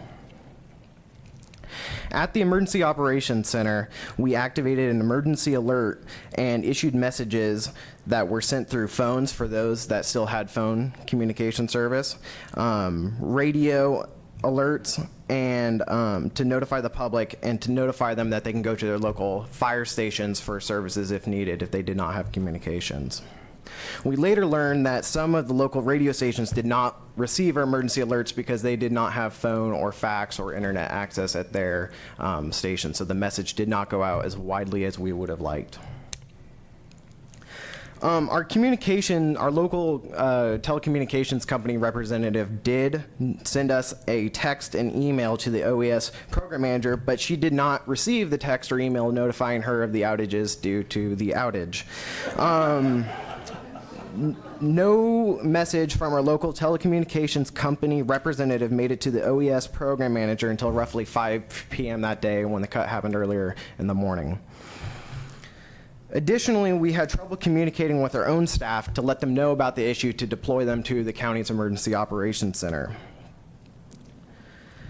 To combat this communications issue, the county is looking at alternative communications systems such as satellite phones. We're looking at possibly using public intercom systems that we could put at the fire stations that use public safety radio systems that are a little bit more resilient, but the cost of these systems really makes it unrealistic based on our current budgets to deploy countywide, especially when we're looking at roughly 24 fire districts within the county. The cost of the equipment is one issue, but then also the cost of the ongoing maintenance, especially when you look at satellite phone service, how much that would cost is very unrealistic for us to pay for and very unrealistic for a lot of the volunteer fire stations that don't have adequate funding as is. While this event demonstrates a major communications failure and the far-reaching consequences that it can have, as you've heard and will continue to hear throughout the day, this is a regular occurrence within our community on a smaller scale as well. Until better resiliency and diversity is available, the public will continue to be at risk of not being able to reach first responders when they need it the most. Thank you for your time. Thank you. Charles Gilchrist. Apparently, I don't rate to sit with the two chiefs. I'll take my time now. My name's Charles Gilchrist, Gilchrist. I'm a lieutenant with the Fort Bragg Police Department, and I would like to talk to you about from the perspective of a street cop and how these outages affect us. Summer of last year, beautiful sunny day. What could go wrong? Well, it went very wrong. We received a report of a gentleman who was intoxicated at the Glass Beach. We respond to the area and find out that he is in fact not intoxicated and he has a depressed skull fracture. At about that time, everything dropped. No phones, cell phones were intermittent. The only communication we had was via radio to our dispatch center. Well, our dispatch center is in Ukiah. They had no phone communication with anything in Fort Bragg, so we were talk about being rural, we were completely isolated. So we're trying to get an ambulance for this gentleman, and our dispatch can't even talk to Howard Forest to get the ambulance to our location. And as everybody knows, that golden hour is very important, and we don't even know how long this gentleman's been down to begin with. So the time, it starts ticking. I'm asking for an ambulance, I'm not getting it. I ask for a helicopter, I'm not getting it. He's going down very rapidly. Well, by the grace of God, an ambulance self-dispatched to the location, and we had the ambulance there. So we get him there, and they realize immediately that we need a helicopter and we need to get this guy out of here. Again, time's ticking, time's ticking. And as the shift supervisor, I'm thinking, okay, what else is going on right now? We're not getting any calls. Can they call? Are they able to call? And we start getting information from EMS and OES that the fire stations are being staffed and people are being directed there, but we're still not getting any calls, and nobody even knows what's going on. And I think you feel helpless when you're used to just hitting your radio or picking up your cell phone and calling or asking for help and asking for people to get there to help these people, and you don't have that. It becomes very aware that this lack of communication and redundancy is extremely important in our line of work. And we got him to the hospital, he was saved, but I will say that at some point in the future, if these problems are not remedied, this is going to directly cause someone to lose their life. Thank you. Thank you, sir. Bill Johnson?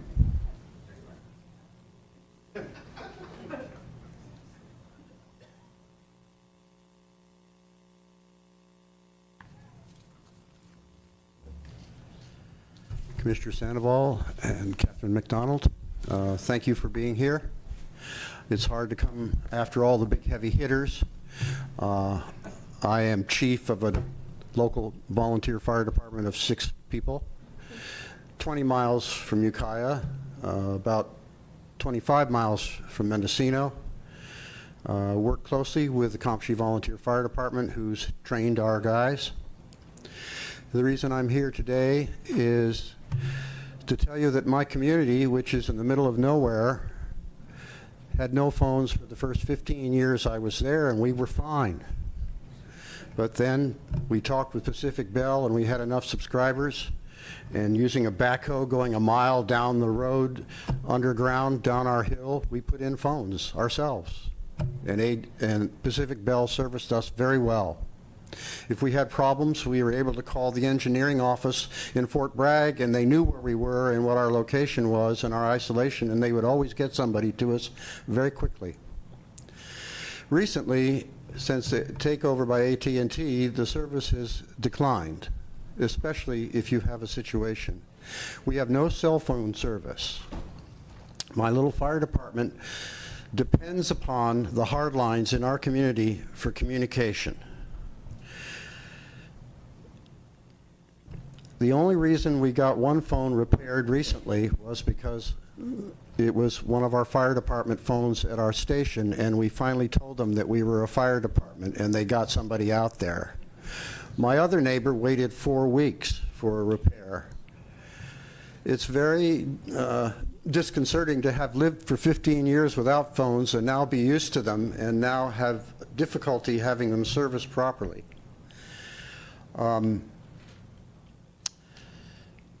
We're in the middle of nowhere, and we really rely on the hard lines for communication.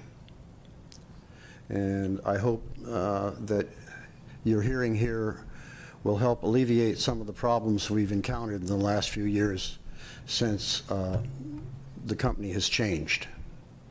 They were very clear on saying that they didn't, one of their texts was saying they don't want you to talk to anybody.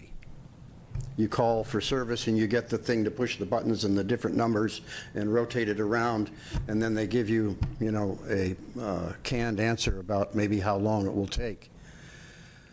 And that's disconcerting too. So I thank you. That's all I have to say. It's hard. Everybody said everything else. So. Thank you, sir.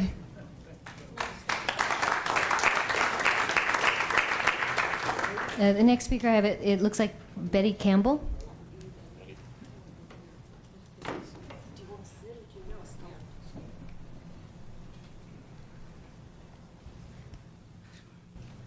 My name is Betty Campbell, Bettecamppbell. Ms. Campbell, can you pull the mic down just a little bit to you? Thank you. Thank you. I'm pleased to be here and be able to tell my story. We've heard from many, many agencies, and it was wonderful hearing these people. I live in a very remote area of Sonoma County. My nearest neighbors are 2 miles away. Some of them across a creek that floods in the winter.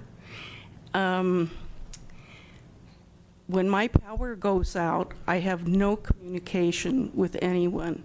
It used to be when the power went out, the telephone still worked, but that doesn't happen anymore. In the last month, my telephone has gone out probably 5 or 6 times. I'll get somebody calling, and I pick up the phone, and there's no one there. Or I hear the phone, and I pick it up, and I can hear other people talking. They can't hear me. If I had an emergency, there's no way I could report it. The other day, there was a terrific windstorm, very hot day, and I thought, if a spark hit now, there's no way I could call the fire department to tell them a fire had started. My phone, again, wasn't working.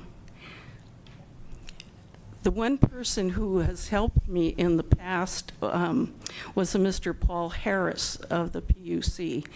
I got his name because I had written a letter at one time. On a couple of occasions, I have called him personally when my phone has come back on again. And within a half an hour, I get a call from, then it was Verizon, and now it's Frontier. So I know there are people at the PUC who really want to help. My story is the same story as dozens of my neighbors. We live along a stretch of road. We live there because we love it and it's beautiful, and we don't want to move. But as I get older, I'm just so alone. And I just wish that something could be done so that we have phone service that we can rely on. And I thank you. Thank you, very ma'am. much. Thank you. I was wondering if I could just ask you a question just to clarify for the record. So when you talk about your phone going out, what type of telephone do you have? You have a landline telephone? Yes. And a cell phone does not work in our area at all. I do have a neighbor that has a satellite phone, but there are times when, for no reason at all, her satellite phone doesn't work. So that wouldn't be an option either. Great. And you said your nearest neighbor is 2 miles away, so you'd have to It'd be a hike. make some effort to Well, get there. actually, anyway. one neighbor is 2 miles away this way, another neighbor is 2 miles away that way, but she's across a creek.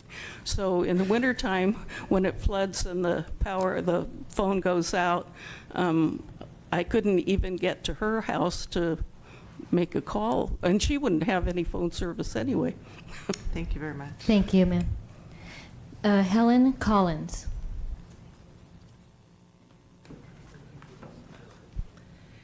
Thank you very much for having this meeting. It's very important to us. I live in Cazadero.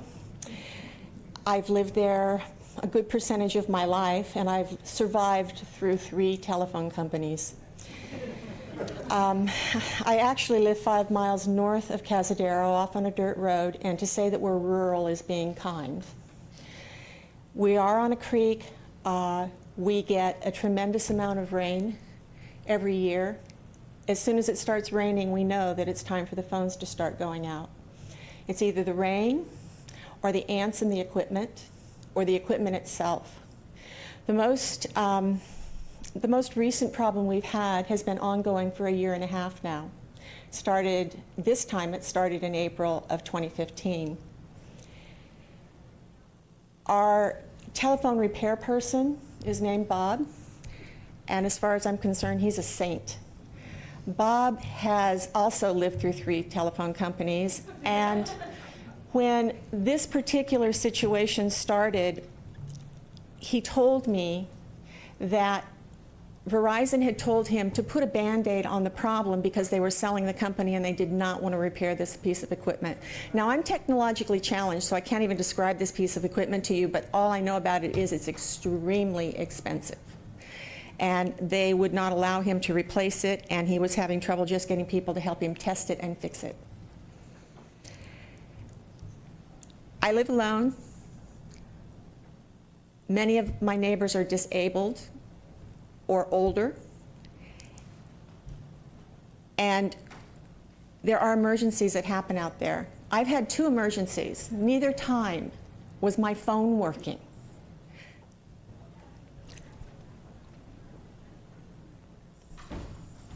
The last one was June 26th.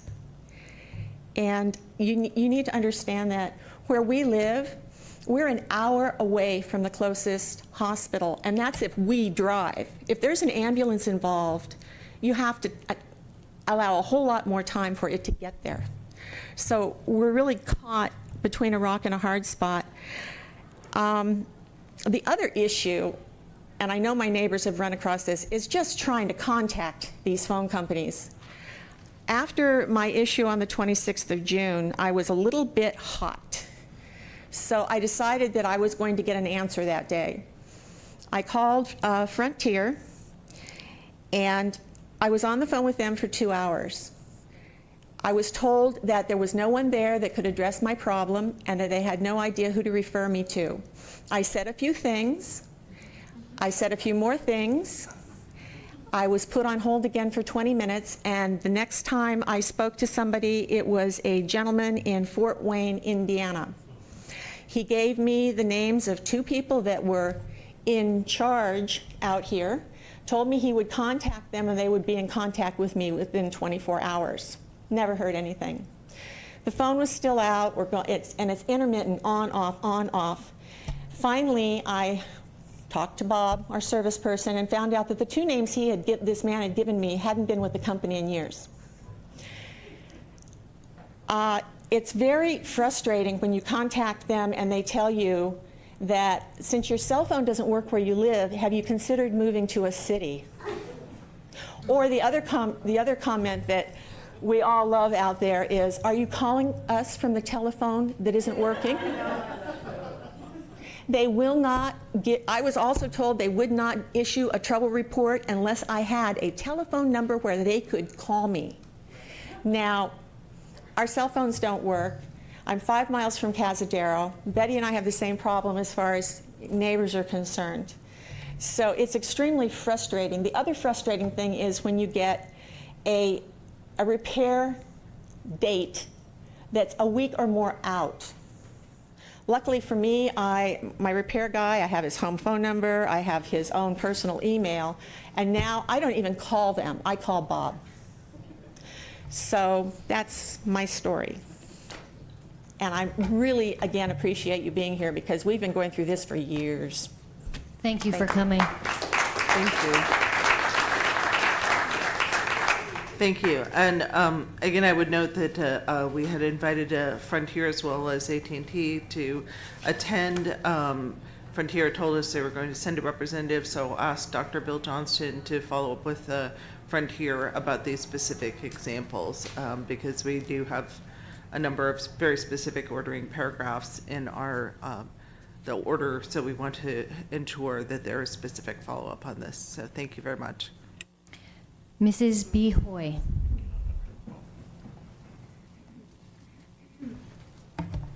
Thank you, Commissioner and Honorable Judge, for the opportunity to address this commission.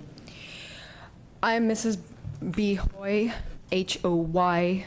I am the representative of the Luce Avenue Residents Alliance. We are a group of homeowners residing in the center of the city of Ukiah.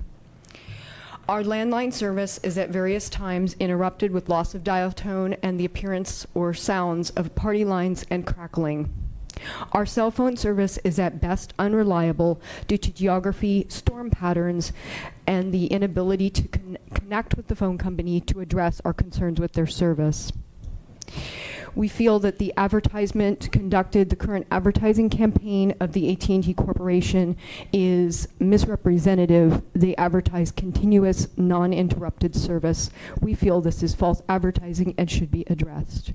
We also want to lend our support to the Commission and our public representatives, as we feel it is the corporation's responsibility to comply with government regulations fully. We believe that citizenry support of the government enables the government to perform its task.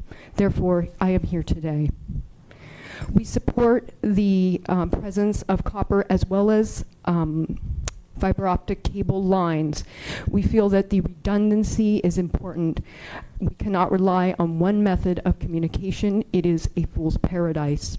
We must have diverse and vital redundant systems.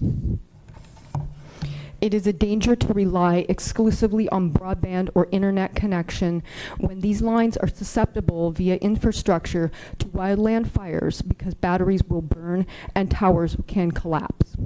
Landlines are the only reliable method to ensure communication along our rugged and diverse coastline. We also point out that broadband service can be interrupted because broadband satellites inhabit low geosynchronous orbit, and 5 satellites are necessary to locate a phone where mountainous terrain is present. Additionally, satellites can be destroyed by the presence of space junk, and much of it occupies low geosynchronous orbit. Satellites do not carry enough gas to realign themselves when faced with a collision, and operators frequently have to make decisions about whether or not to tell a satellite to avoid a collision. So realignments with satellites are not always possible. Additionally, ownership battles between corporations impair the safety of the satellites. We encourage the FCC to allow communication, to require communications companies to cooperate more fully when sharing their satellites if satellites are damaged. Landline service can be disrupted in this area when days or weather is calm, but is more frequently expected during the winter. We simply expect service to be non-functional. That is a tragedy in the 7th largest economy in the world and is the difference between a third world nation and a first world economy. We experience outages on storms or when fires have occurred. Fires occur frequently in our area, most often during the fall and winter months when vegetation is dry, but a burn is allowed. Our lives are impacted personally. Many of our neighbors are elderly or are children who need access to rapid help. Personally, this has impacted my life. My husband had a heart arrhythmia. I didn't even try the phone. I knew it would be out. I threw him in the car and we went to the hospital. When we try to contact the phone company, we are often placed for hours on hold. They simply don't answer. Our outages have ranged from 30 seconds to days, and we are in the city. If a corporation cannot operate reliably, public ownership should be subsumed and their license to operate should be extinguished. We would also like to highlight the critical import of net neutrality. During disasters or natural events, many speakers have highlighted the importance of Twitter and social media to assist people trapped in life-threatening conditions. One commonly reported instance of this is during a flood event in another state, I believe it was Texas. A girl summoned help using her Facebook account for her father who was trapped beneath a tree. We also support the requirement for cathodic protection of copper wires. Proper cathodic protection can protect infrastructure for longer periods of time and results in reliable service. Thank you, Commissioner. We appreciate the opportunity to make these comments. Thank you. Can I ask just a brief question? Can you just please clarify which phone company you were talking about? You said you've had outages that have gone on from intermittently 30 seconds to days. Who's your phone company? We have a landline in the city of Ukiah. I believe it's AT&T, but I'm not sure. I don't pay the bills. My husband does. I don't handle our finances. Thank you. Thank you. Stephen Darling?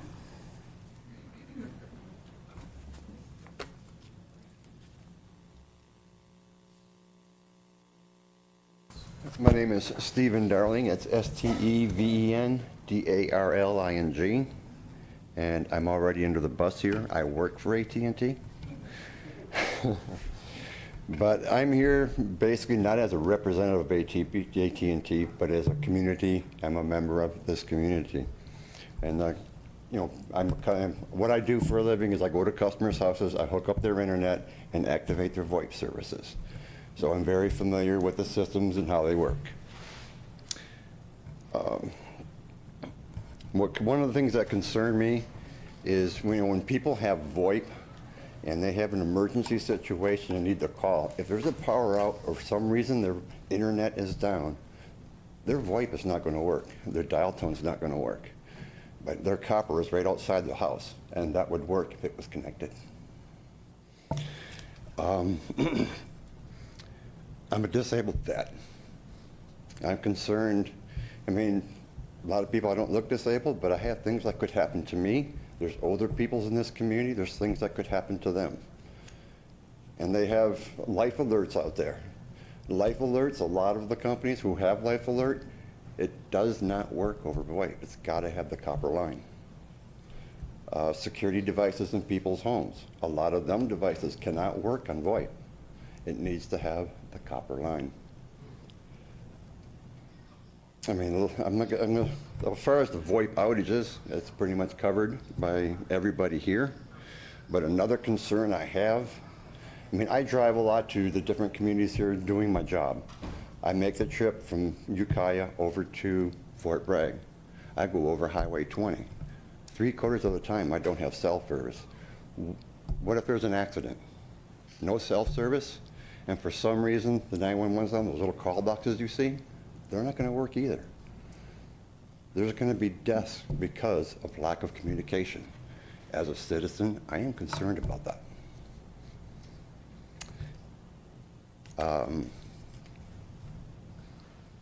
I am a union steward. I am a member of the CWA. And I think that needs to be known also. But that's pretty much what I came in here to say today. Thank you, sir, for taking the time to come speak to us.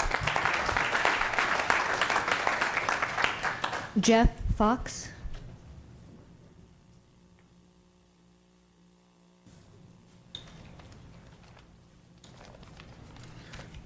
My name is Jeff Fox, Jefffox. I'm Director of Information Systems at Mendocino Coast Hospital. I think Mr. Gilchrist gave us a good description of the life safety issues. I'm here to just talk about the effect on our hospital, the 2 outages that we had, including the one in September and the one approximately a year prior to that. We're a 25-bed rural hospital. We're critical access hospital. I think most people who follow us know that we are a financially challenged hospital. So we have made the choice, because of the unreliability of the infrastructure, to retain local servers and keep our EHR as locally hosted servers. Nonetheless, we still get affected in other serious ways. In the last outage, we were unable to check insurance eligibilities or medical necessity for our patients. Since we're a public hospital, we turn away no one. So our decision was that we would accept these patients in, and then the cost would be borne by us if the medical necessity wasn't there or that they were turned out not to be eligible for their services to have them paid by their insurance. We have important clinical tools that we use. We have drug interaction databases. We have decision support tools. These are all web-based. They became unavailable to us and our clinicians, which of course impacts patient care and safety.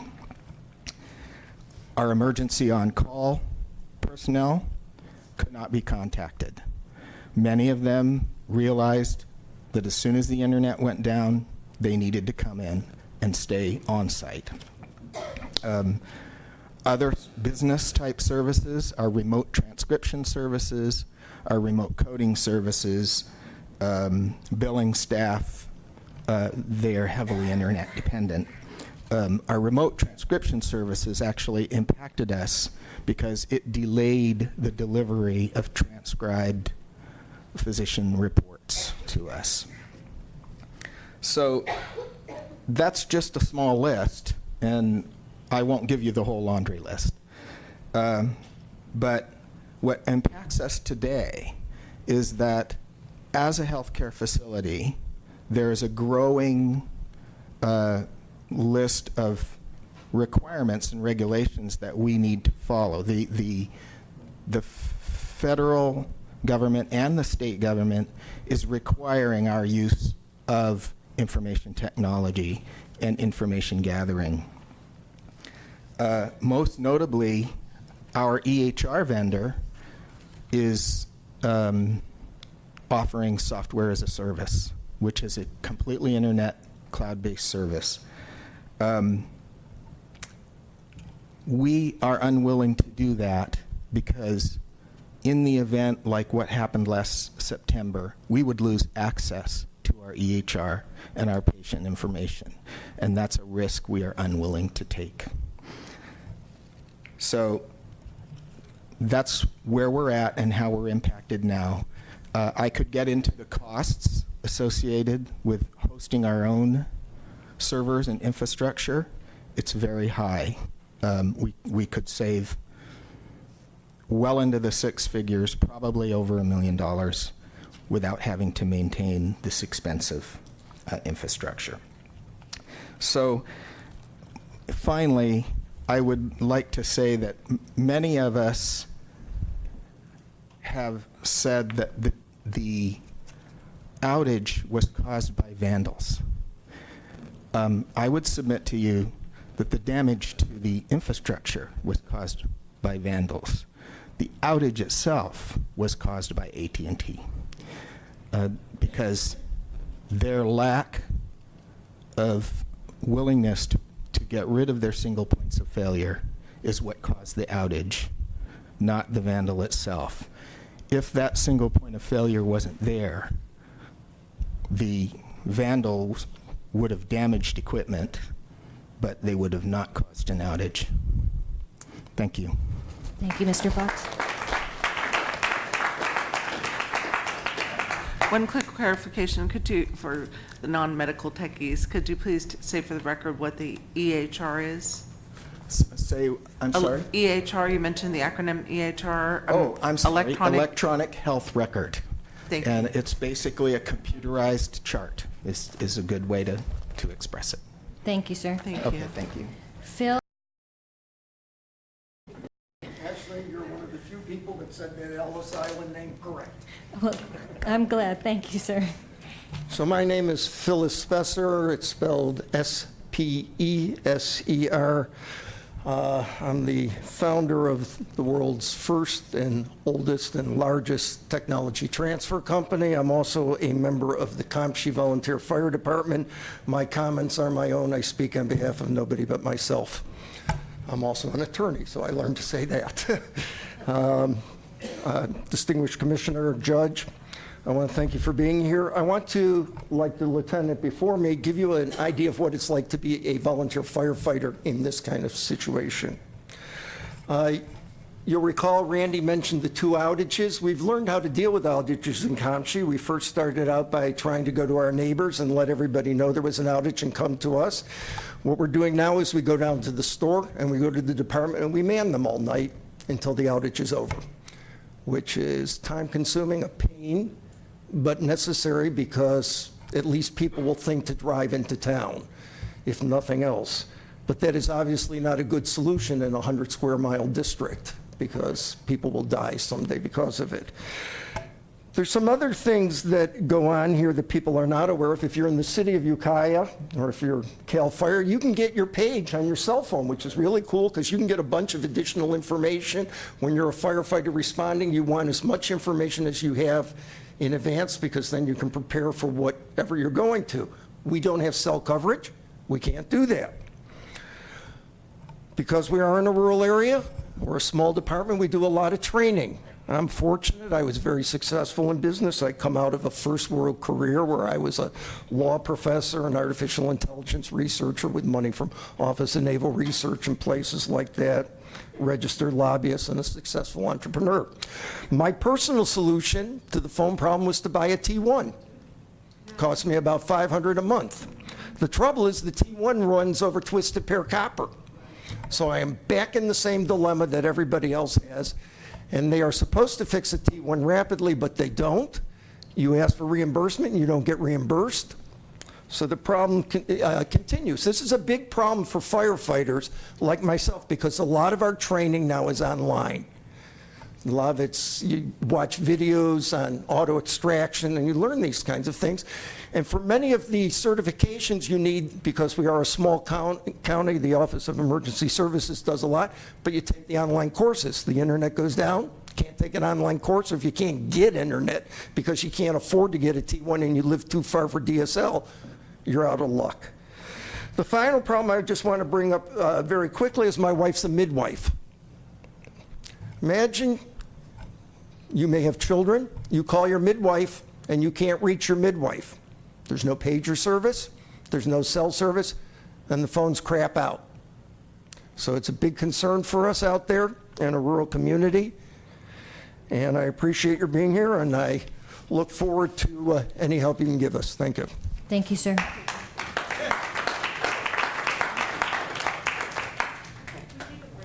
Yes. So we need to take, actually, I think now is a fine time. We need to take a little break. We have only one court reporter here, and at some point, her safety becomes an issue. So 5 minutes, we'll take a break, stretch your legs, walk around, use the facilities if you need to. Thank you.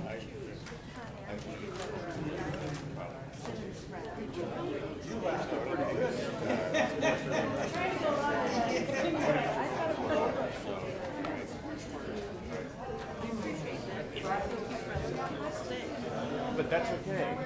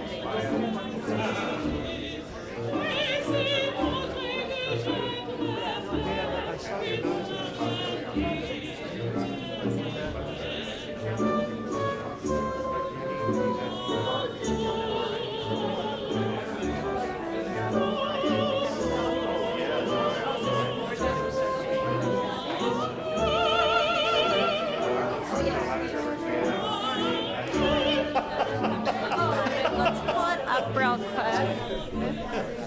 So the blank button, you just point it at the screen that you want. And it blank point? Yeah, blank and point. So I'll blank it out after we're done here.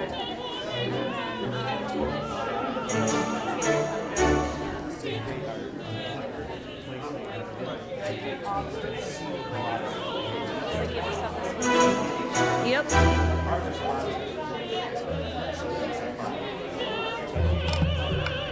Here's your pointer. You can just go left and right to go through the slide. Okay.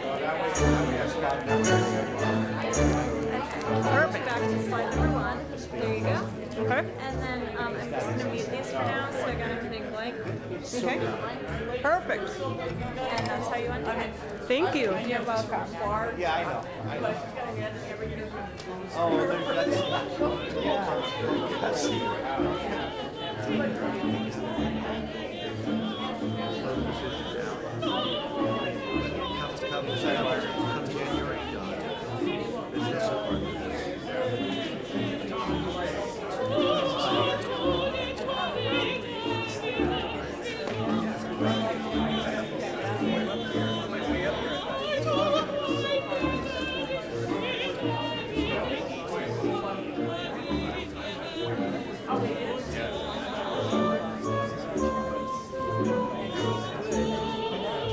Dan, we're gonna head back. I have to get a video before dark.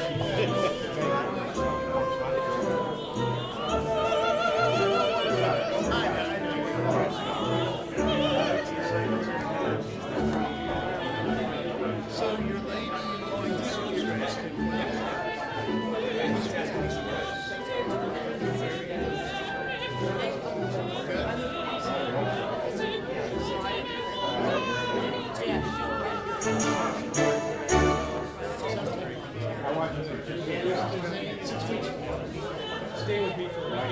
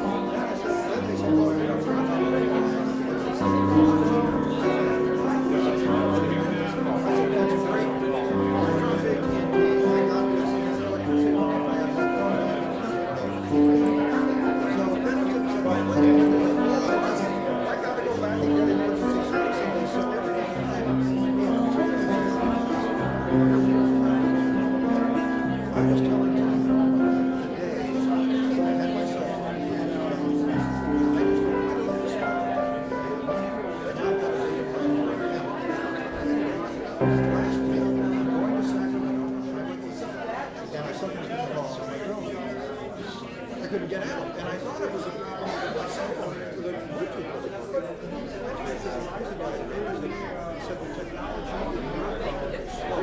they almost got it right. New smartphones, but what happened is instead of probably it's $75,000 your switch towers, and the technology broke down and the handoff failed, and your phone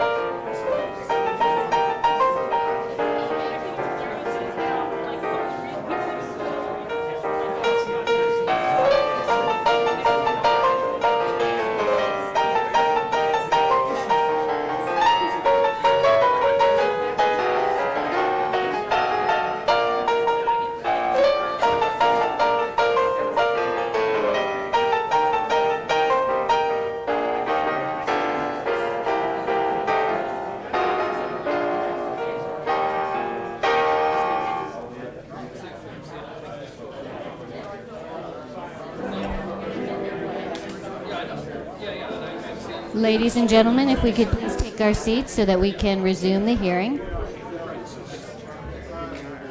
If you could please retake your seats, we would like to call the next speaker.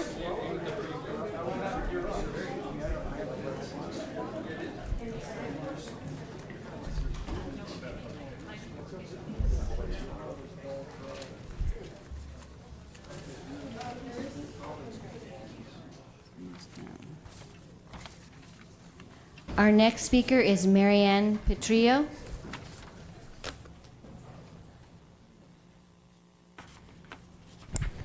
Can you hear me okay? My name is Mary Ann, M-A-R-Y-A-N-N-E, Petrillo, P-E-T-R-I-L-L-O. Thank you for this opportunity to provide comments today that can help the CPUC reach an informed decision on telecommunication challenges in Mendocino County. I have been a resident at the county for 2 years. I've owned a home here for about 10. I was able to make the move from my city dwelling in Berkeley to Mendocino because the home I chose has decent internet access. I currently work for Cisco Systems, and I daily manage a diverse global team. My work requires stable internet and reliable phone lines. However, over the past 24 months, service has been interrupted many times. It is the weekly occurrences of calls being dropped that has diminished my capability to guide my work teams, continue ongoing research, and rely on immediate access to information that I need to do my job.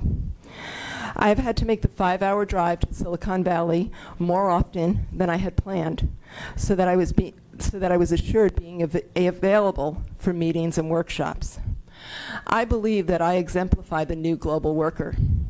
We are well educated, we have built international business relationships, and we want to take advantage of the benefits of technology by creating a work-life balance that enables us to work in a location that we desire. We pay our taxes on time, and we support the local economy. It's with this as a backdrop that I make the case that reliable telecommunications is essential to the county for its economy, for its safety, and for its education. I would like the Commission to consider 3 points. First, we cannot give up landline service because we do not have viable alternatives. Cell service is simply not reliable or available in many parts of the county. As a rural community, because of limited wireless access, our ability to maintain a connection to the outside world for economic growth, education access, and healthcare and emergency services make landlines essential. Our growing elderly population needs well-maintained landlines to keep them safe and healthy. 2, it is essential that our landline service is properly maintained, and many people today spoke about that issue. And it should meet or exceed the Commission's service quality rules. Current landlines are not providing the quality service needed by our county. Lines are often noisy, service is often interrupted, no redundancy is in the trunk. And 3, high-speed broadband with redundancy will help our community overcome geographical isolation and financial barriers by providing access to a wide range of educational, cultural, and economic opportunities and resources.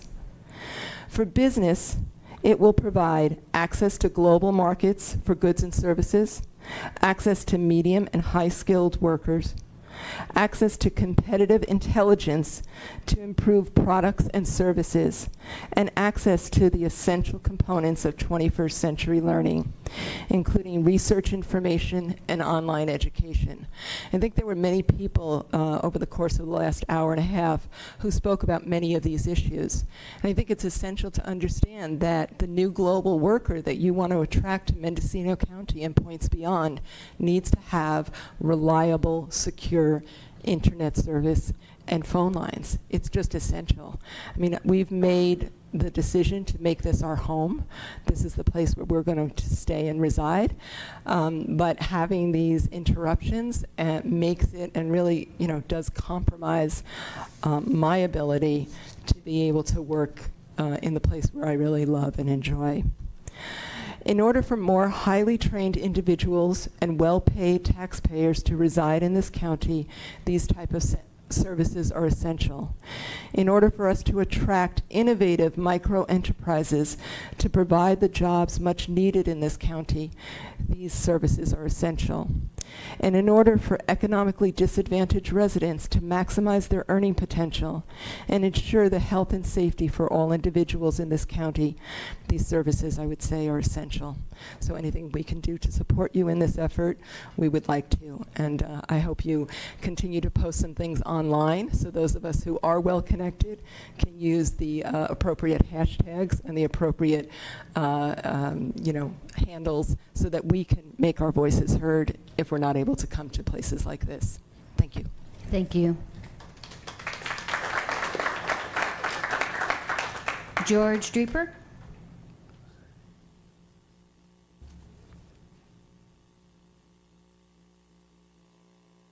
Hello, my name is George Draper, D-R-E-A-P-E-R. Commissioner Sandoval, Judge McDonald. I'm a EMT member of the Mendocino Volunteer Fire Department, and my wife Marianne is a hard act to follow.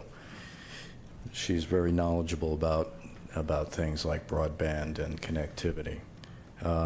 I just want to make it short and sweet. I want to reiterate the supreme importance of maintaining, repairing the copper wire switch service landlines.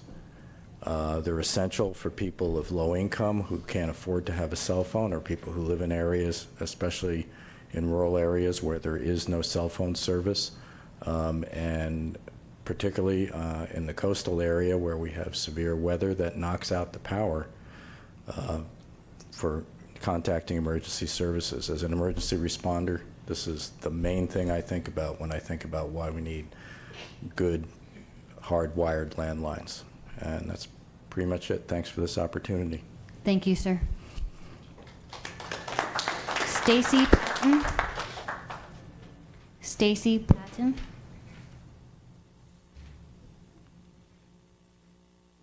Hi. Good afternoon. Thank you for coming.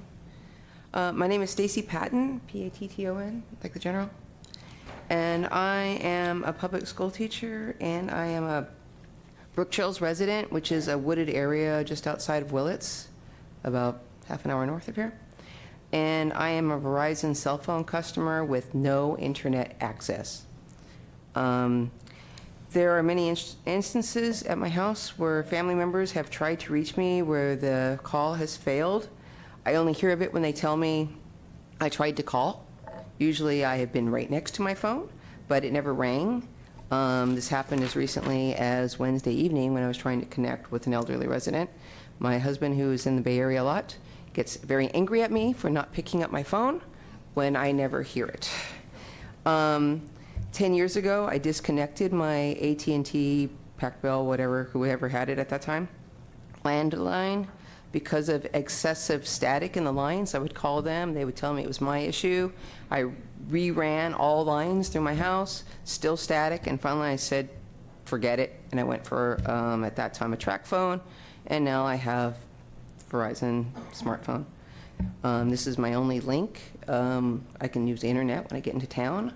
I can't really use it at home. I only get 1X.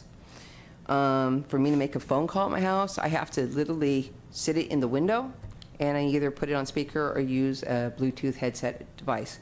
If I move the phone, most likely I will lose service.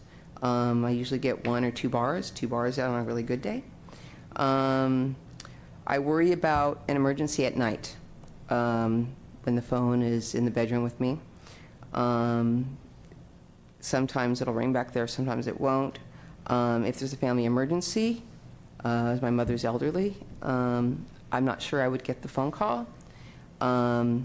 If there were to be a fire or a break-in, I'm not confident that I would be able to reach and be able to call 911.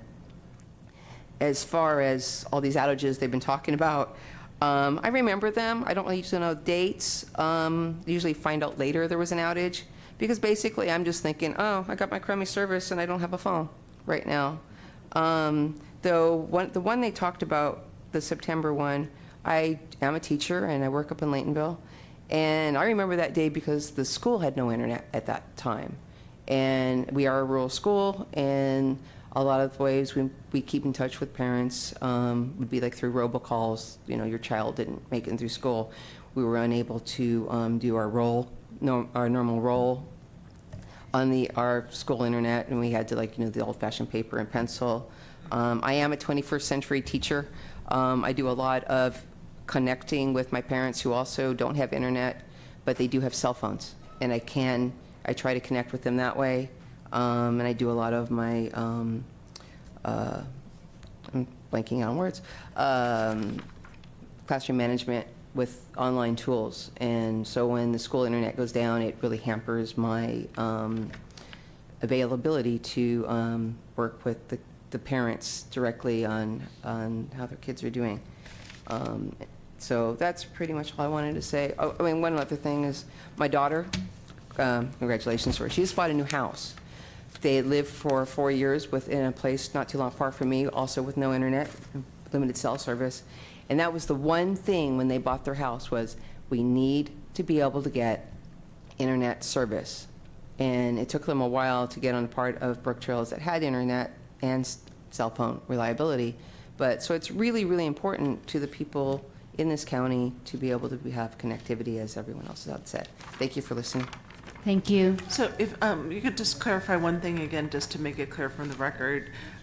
So when you're saying sometimes inside your house your phone doesn't ring, you're talking about your cell phone. Right.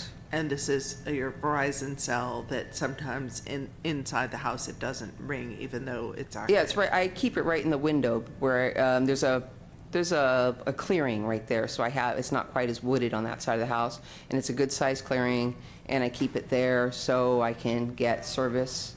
But people, I don't know that. I mean, every once in a while I'll try to call and get some kind of robo, like, it won't go through. But more often than not, I think people are not getting me, but I don't know. A text will go through, because I'll finally get a text saying, "Why aren't you answering?" But I have no idea. There's not even voicemail, so I don't know that it's not happening. So it's, like I said, I've got an elderly mom, so I don't know if they're trying to call me or not. And I worry about there being an emergency and not being able to hear it. Thank you. Okay, thank you. Thank you. Elaine Lindlet? I apologize if I don't think I got that one right.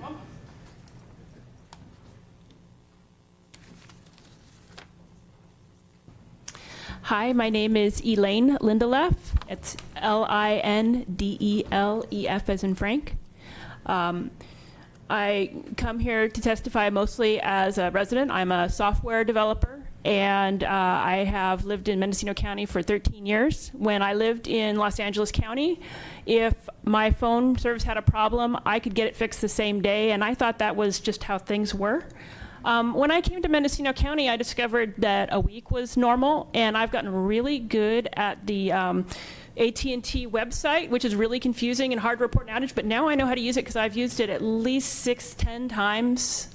It's been a constant thing. I have multiple phone lines. They've each gone down independently. Sometimes I've lost them all. I have kind of collected, because I'm a software developer, all of my income comes from employers outside of the county. So I am dependent on being reachable and being able to reach the people I work with. I have wireless internet, I have a cell phone, and I have multiple landlines. And over the years, there have been times when I have been down to only one of those working. So I need to have all of them, and it's not the same one every time. I need to have all of them. And that's expensive, and it's frustrating when I can't reach somebody. I'm also a school board trustee in Potter Valley, and we depend on these communications. We are obligated now to by the state to report information online. We're using more online materials in class. The day of the big fiber cut, our classrooms were disrupted. Teachers had to do alternate lessons. There were all sorts of issues for that. So I thank you. Thank you.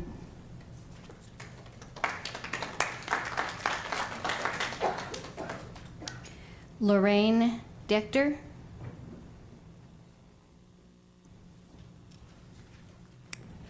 Thank you for coming, Your Honor and Commissioner. I am the General Manager of KZYX&Z, our Mendocino County Public Broadcasting Stations.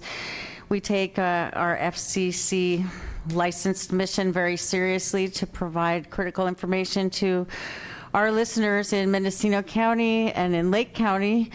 And the most important thing we do is when there's an emergency and get information out to people.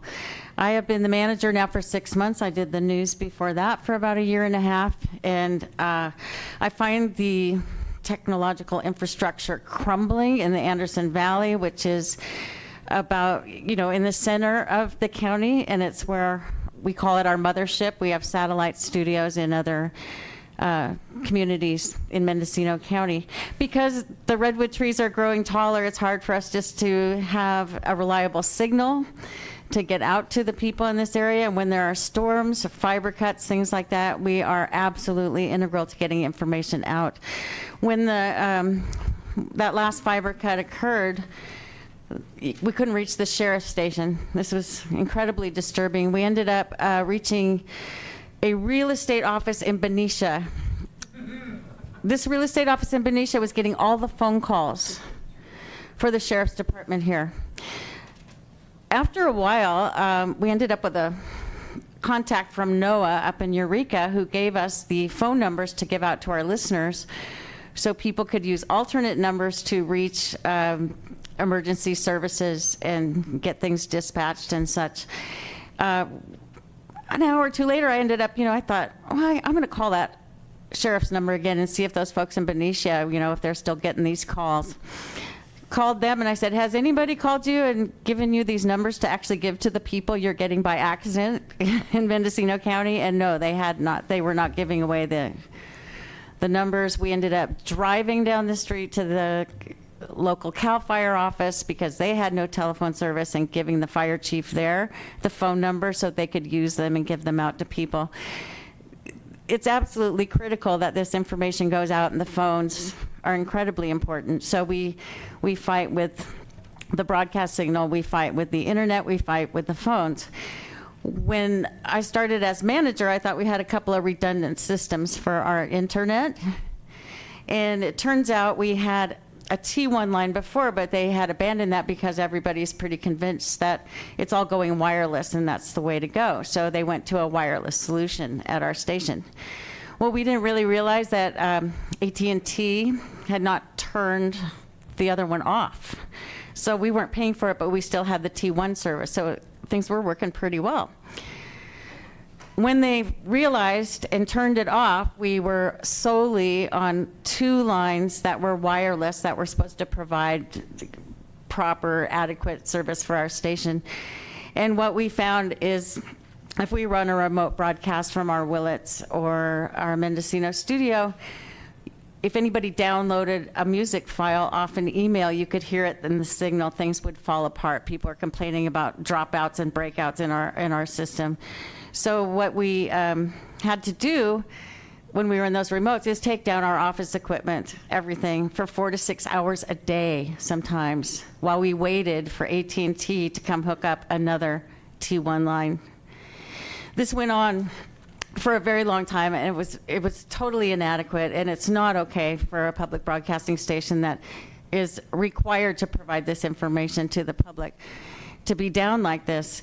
In June, we had a quiet drive before a live drive for our end of fiscal year fundraising to get ready for summer when we have to report on fires and we have to raise a certain amount of money. And during that time, a semi-truck came down our little driveway and got stuck. And when he came out, the phone lines got stuck between the truck and the container. So for them to get out, everybody had to push the lines up so they could get out. This stretched our lines.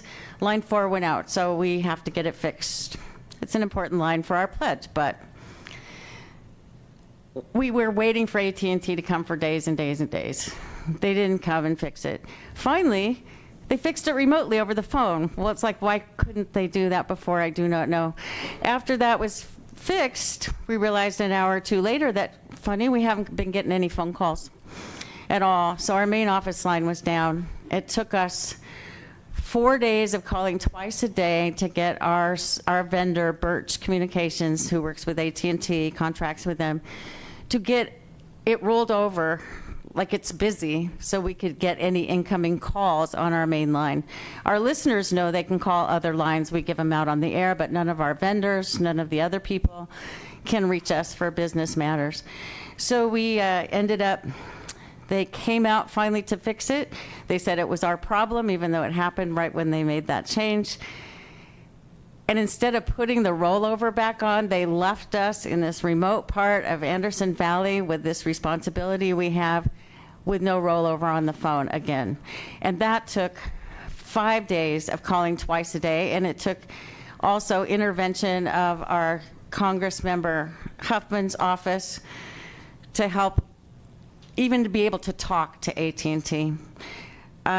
As a reporter, I was the former news director. I find media access to AT&T and their reluctance to answer questions a serious, serious situation. During the first fiber cuts after I was here, when the truck ran into cut the signal, it was really, really difficult, and it took about 4 weeks and talking to 3 vice presidents to get a list of questions answered somewhat. And that only happened because we had a 2-part series that we scheduled with a Congress member, a supervisor, and a state representative. And then they finally decided that they would participate, though they wouldn't come on a call-in. They wouldn't take listeners' calls, even though they're a phone company. They wouldn't do it. But they did answer a few questions for us, and we were appreciative of that. But that's how you can see even the media can't get information, the government can't get information, people at home can't get information. And so they are not accountable to the people in this county and the people who are providing emergency services and communication in this county. Very difficult situation. And it's gotten worse because after that time, they went over to some PR firm. You can't even get to the vice presidents now. You can only get to a PR firm that doesn't have any answers to any questions. Very frustrating. The service that's sold, we were in this wireless service that I was talking about. They sell it in Anderson Valley as a T1 line. I'm looking at the bill thinking I've got a T1 from this company.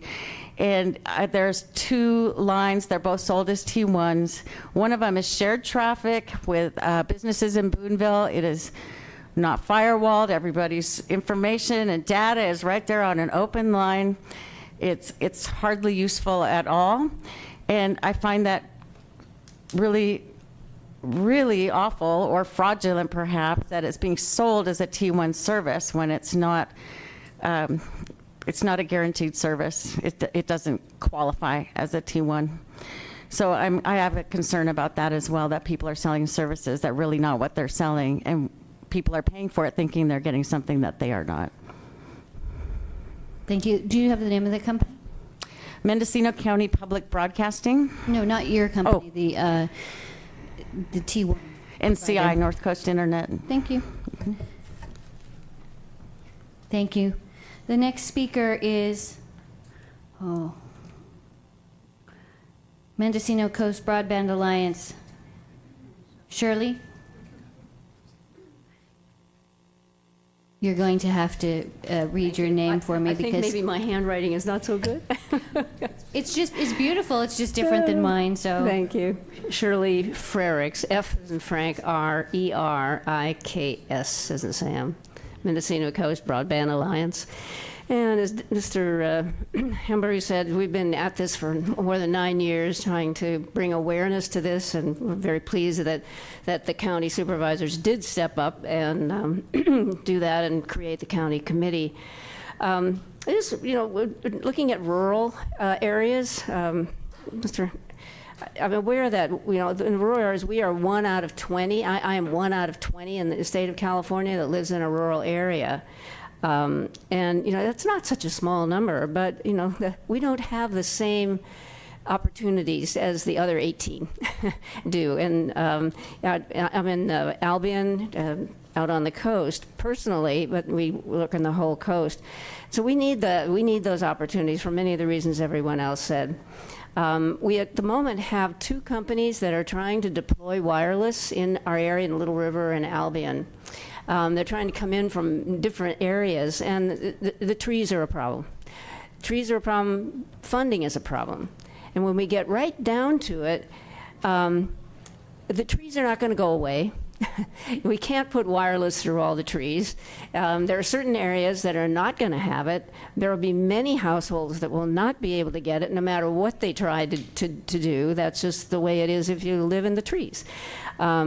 The funding, we also, our funding basically has pretty much dried up. I think the bill to extend, I forget what one it is, but there was a loan situation that, whatever it is, that was supposed to give us funding, and that has dried up.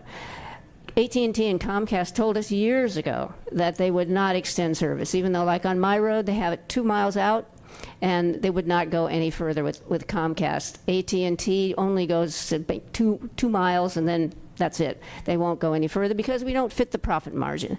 So here's my thought. We need to really get all kinds of communication, not only reliable phone, but reliable internet if we're going to stay up with the 21st century. I'm wondering, is it possible that we can look at doing something in the rural areas where we combine those 2 in fiber optics? You know, right now, we can't afford to put in fiber optics, but that's what we really need if we're going to get everybody on some reliable communication. So that's my thought. The other thing I just read something from Benton about, well, you know, if you can't get service, then community institutions are a way to go. They can provide that. Well, we're in a rural area. It's sparse. We don't have Albion. What do we have? Nothing. We have a school. And the school organization is such that they won't let us set up a community situation there. So, you know, everything is kind of against us. To be able to get it. So I appreciate your help in seeing what you can do for funding, and maybe seeing what we can do to combine, replace the landlines. Fine, they're old, they're shot, you know. But let's try and do something in rural communities that will connect our people. Thank you so much for coming and for staying way over time. Thank you. Really appreciate it. Susan Knopf.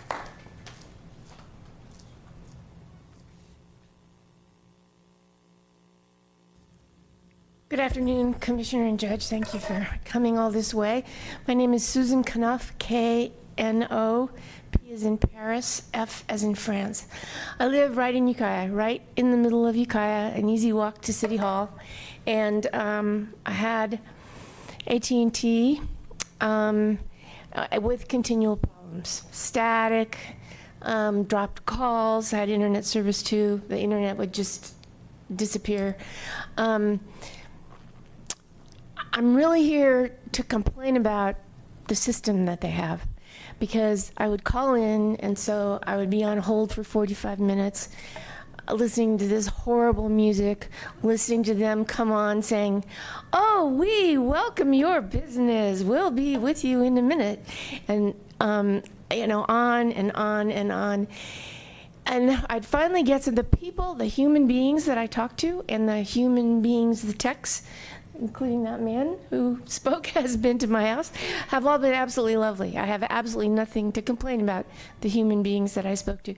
The computer system is just an outrage. And after one of these fix-it things, then they send you another computerized phone call wanting me to fill out a satisfaction survey. But the problem is they're asking questions about the human beings that I talk to. They're not talking about the system. They're not asking me, how long did you have to wait on hold? They're not asking me, did you like our crummy music?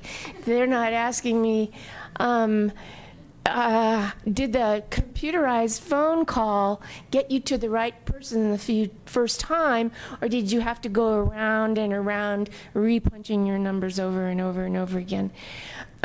So I hope you don't pay attention to those satisfaction surveys, because they're totally meaningless.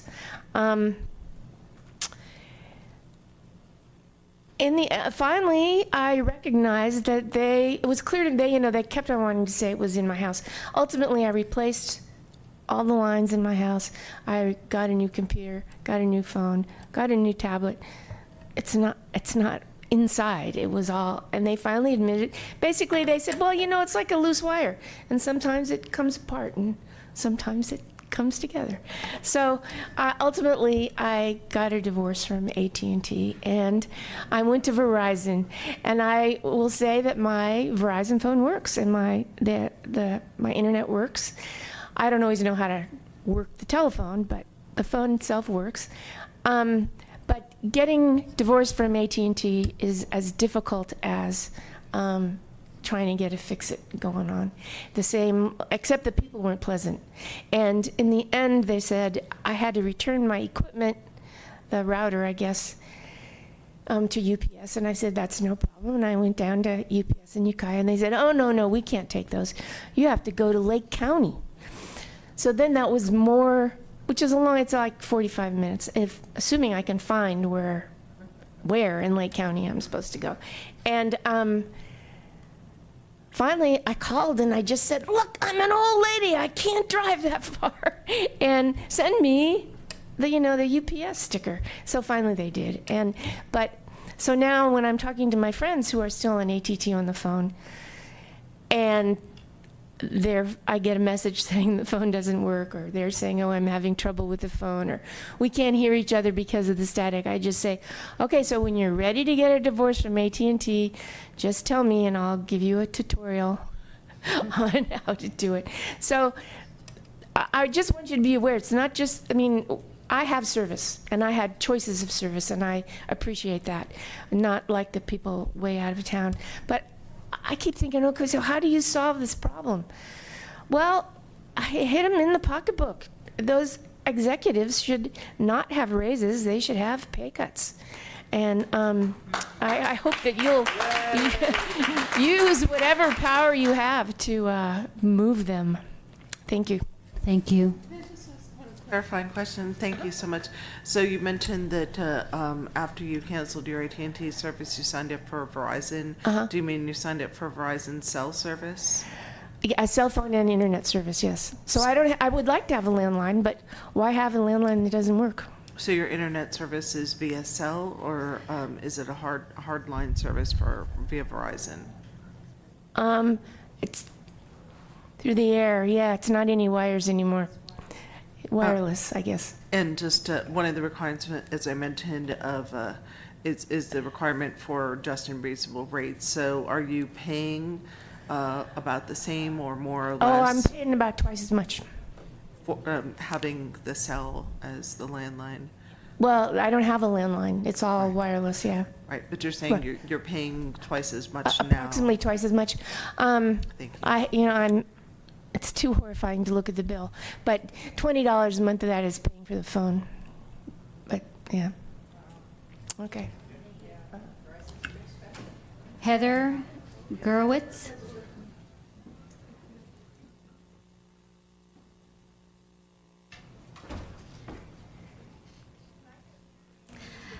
Good afternoon, Commissioner Sandoval and Honorable Judge McDonald.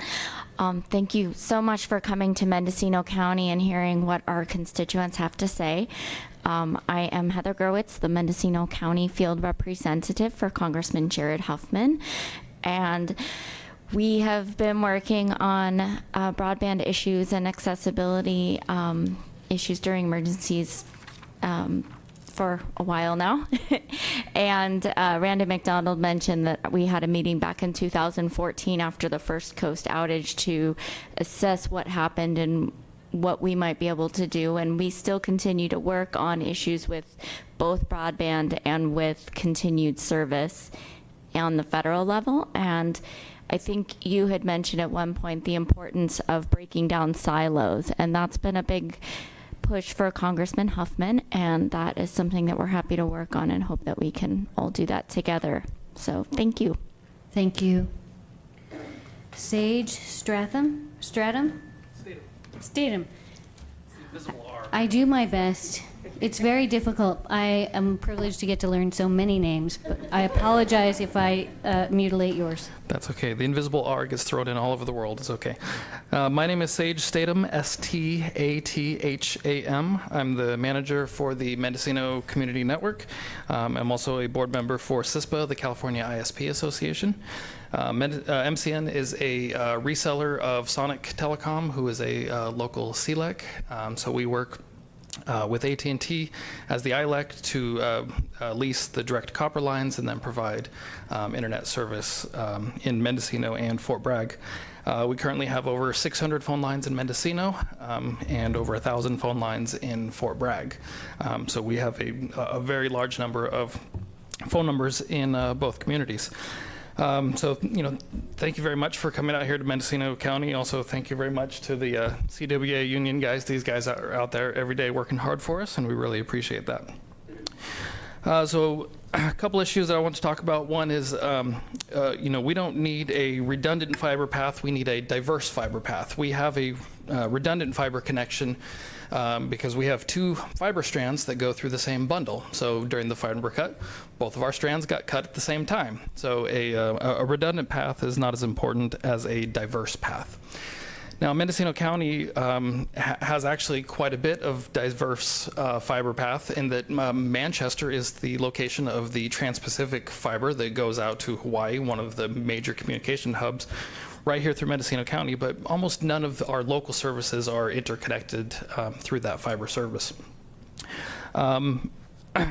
I guess I could claim a little bit of responsibility for the fiber cut because when I started as manager, I asked the question, well, what happens in a fiber cut? And that, I think, pretty much jinxed it. So what we've ended up having to do, Sonic as a CLEC is able to get a CO to CO fiber connection. And so after the first fiber cut, we had heard from AT&T engineers that yes, there is a redundant fiber or a diverse fiber path that runs through the southern portion of the county and onto Santa Rosa. And so we've requested that we get a CO to CO connection through that path. And we were told that it wasn't available. And after the second fiber cut, we went back again and said, hey, why don't, we'd like to get access to this secondary fiber route because we heard it's available. And we're once again told that it wasn't available. Well, it turns out that that goes through AT&T Long Lines, which is a separate company, so they're not required to give us access to the redundant route. So Sonic has since ordered fiber service to the Mendocino Central office as if they were a customer from AT&T, a regular customer, not a CLEC customer, to get AT&T fiber service with redundant routing included in that fiber service. So our service to Mendocino should be redundant. We actually tested this a couple weeks ago where we shut off our main fiber connection and used the redundant or the diverse connection, and we were able to get all of our traffic through this alternate route. That still leaves Fort Bragg as a stub off of this fiber connection. It would be really good to see fiber continue out of Fort Bragg up north to Eureka, or at a minimum across Highway 20 over to Willits. So that's the fiber side of things. The other side of things is the just crumbling copper infrastructure that we deal with on a daily basis. During summertime, when it's nice and sunny out, I can start a ticket with AT&T, and I can usually get a commit time 2 days out. They will often respond even faster than that. I've even had it where I've opened a ticket and AT&T's been out there an hour later. I will not call that what we get on a regular basis, but I know these guys are definitely out there working hard to try to get this stuff fixed. During the winter is a different story. During the winter, we can have a single storm that lasts 2 or 3 days.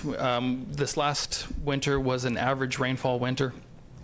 And we still managed to have tickets that we went for several weeks with none of our tickets being serviced.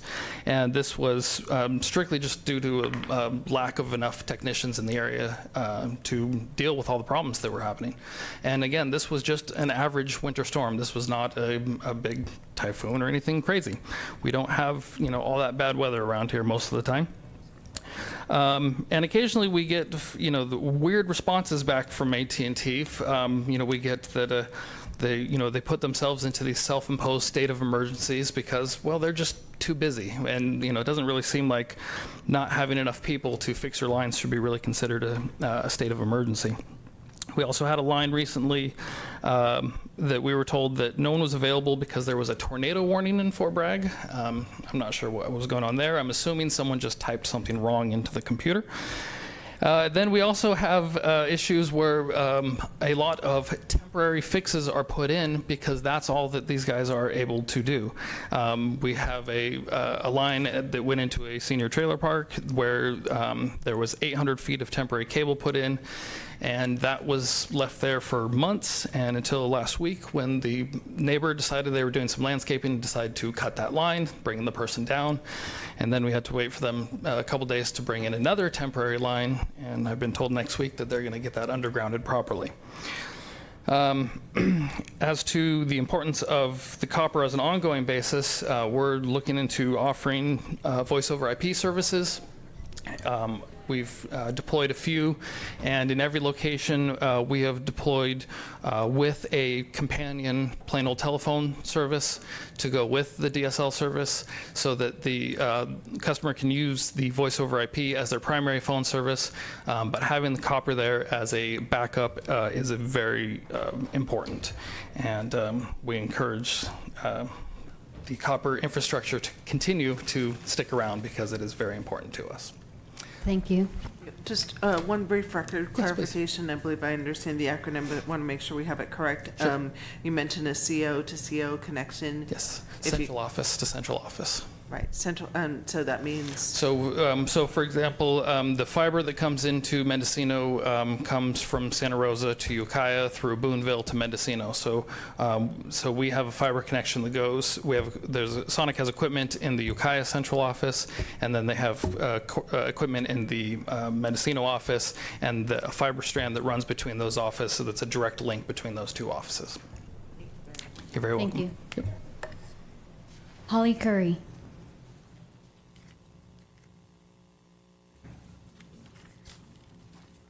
Sally Grigg. Okay. Peggy. Last name begins with a W. Peggy. Okay, Dave Turner.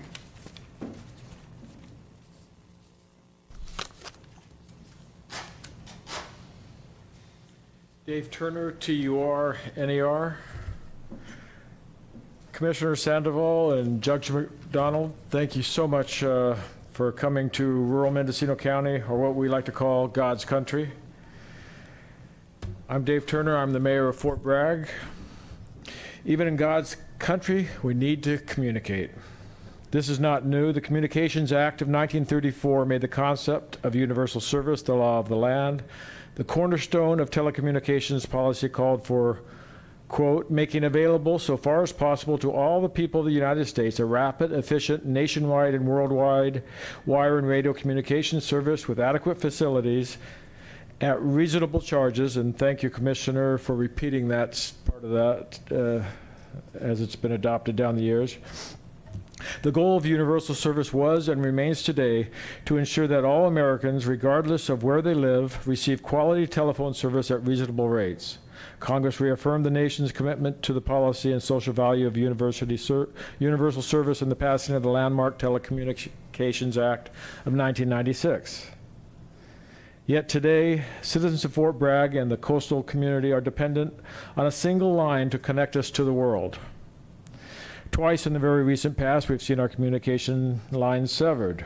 We have suffered not only the inconvenience of not being able to talk to our friends and family, but found ourselves without 911 emergency service. Businesses that rely on internet were out of business. Mobile phone service was down. This is unacceptable. Fishing and logging no longer provide the economic backbone of our coastal community. We need robust, dependable, and competitive broadband to attract the businesses of tomorrow. What Marianne Petrillo of Cisco just said a while ago. And you heard earlier Lieutenant Gilchrist of our police department talk about a hands-on situation. This can't be allowed to happen. You heard Jeff Fox of the hospital talk about the disruption there This is just in our little community of 7,000, although we do serve the coastal community of 20,000. The current provider of our fiber optic backbone vehemently fought the entry of a second provider. They argue they are meeting the needs of Fort Bragg and the coastal community. They need to meet the needs. They need to meet the diversity. I had redundancy written here, but I've just been schooled by Sage. They need to meet the diversity needed over our last 8 miles from Mendocino to Fort Bragg. We can't attract businesses if we don't have that diversity of service. They need to provide competitively priced bandwidth for citizens, existing businesses, and the future businesses of tomorrow. Anything less is not reasonable nor acceptable. Thank you again for helping us solve this fundamental need. Thank you, sir. Sean Heath.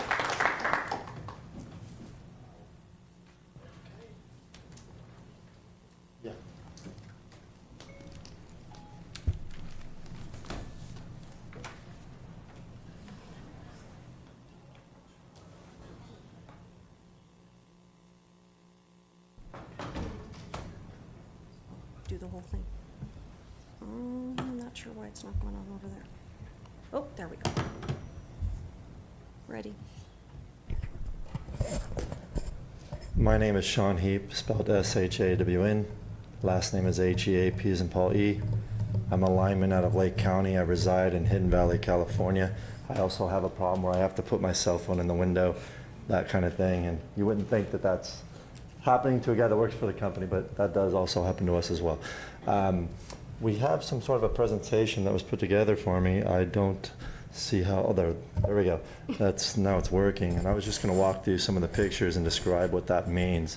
Again, I'm a lineman for AT&T. I've got 17 years with the company. I'm also an assistant director with Communication Workers of America.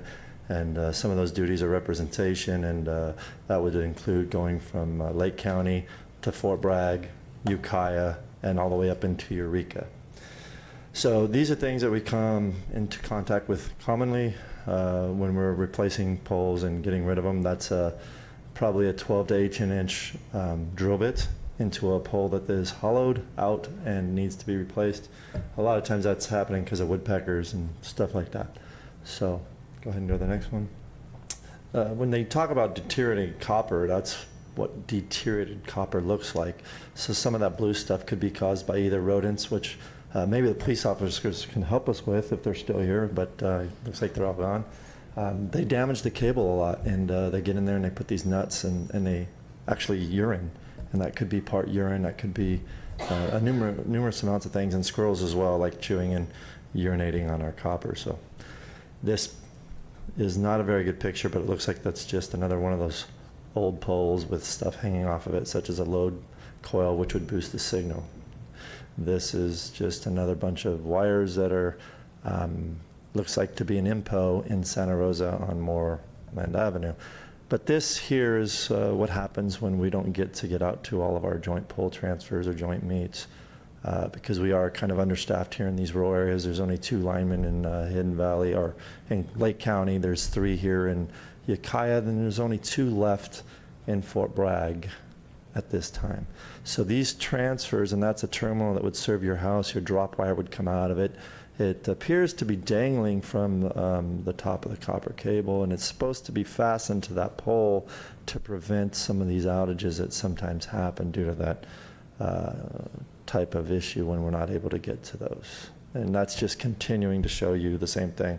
Here somebody got really creative and they put black tape instead of fastening it with nuts and bolts to the pole, drive rings, such and so on and so forth. Our famous woodpeckers, they love to put the nuts into the poles, and they love to build condos in them, as you could tell. They go up to the pole and they listen for those little worms, and then when they hear the worms, they go in to continue to eat them. That is what happens with Verizon, Frontier, AT&T. I mean, they can't stop the woodpeckers from doing that. There's no way of doing that today's technology anyway. That's more wiring wrapped around the pole. That's a terminal, that's a cable that really needs replaced, or put a terminal over it. And looks like they got, somebody referred to that earlier as, I think, trash bags over them, but that's really just a temporary fix there. Continue on. That's just a pole showing you the pole number, but that's the temporary fix right there. As you can see, it's yellow tarp.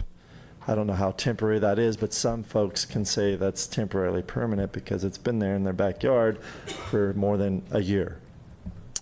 This is just a B box that I think I seen earlier, and it's going to go on to the next one. Keep going, and that shows you that it's been either hit by a car, replaced, and now needs more attention so that those wires don't have the probability of coming loose. That's a vital source of some of the line crew's job, is to help put those boxes out there. And if we can't get to it in time, the company would subcontract that out to the nearest bidder.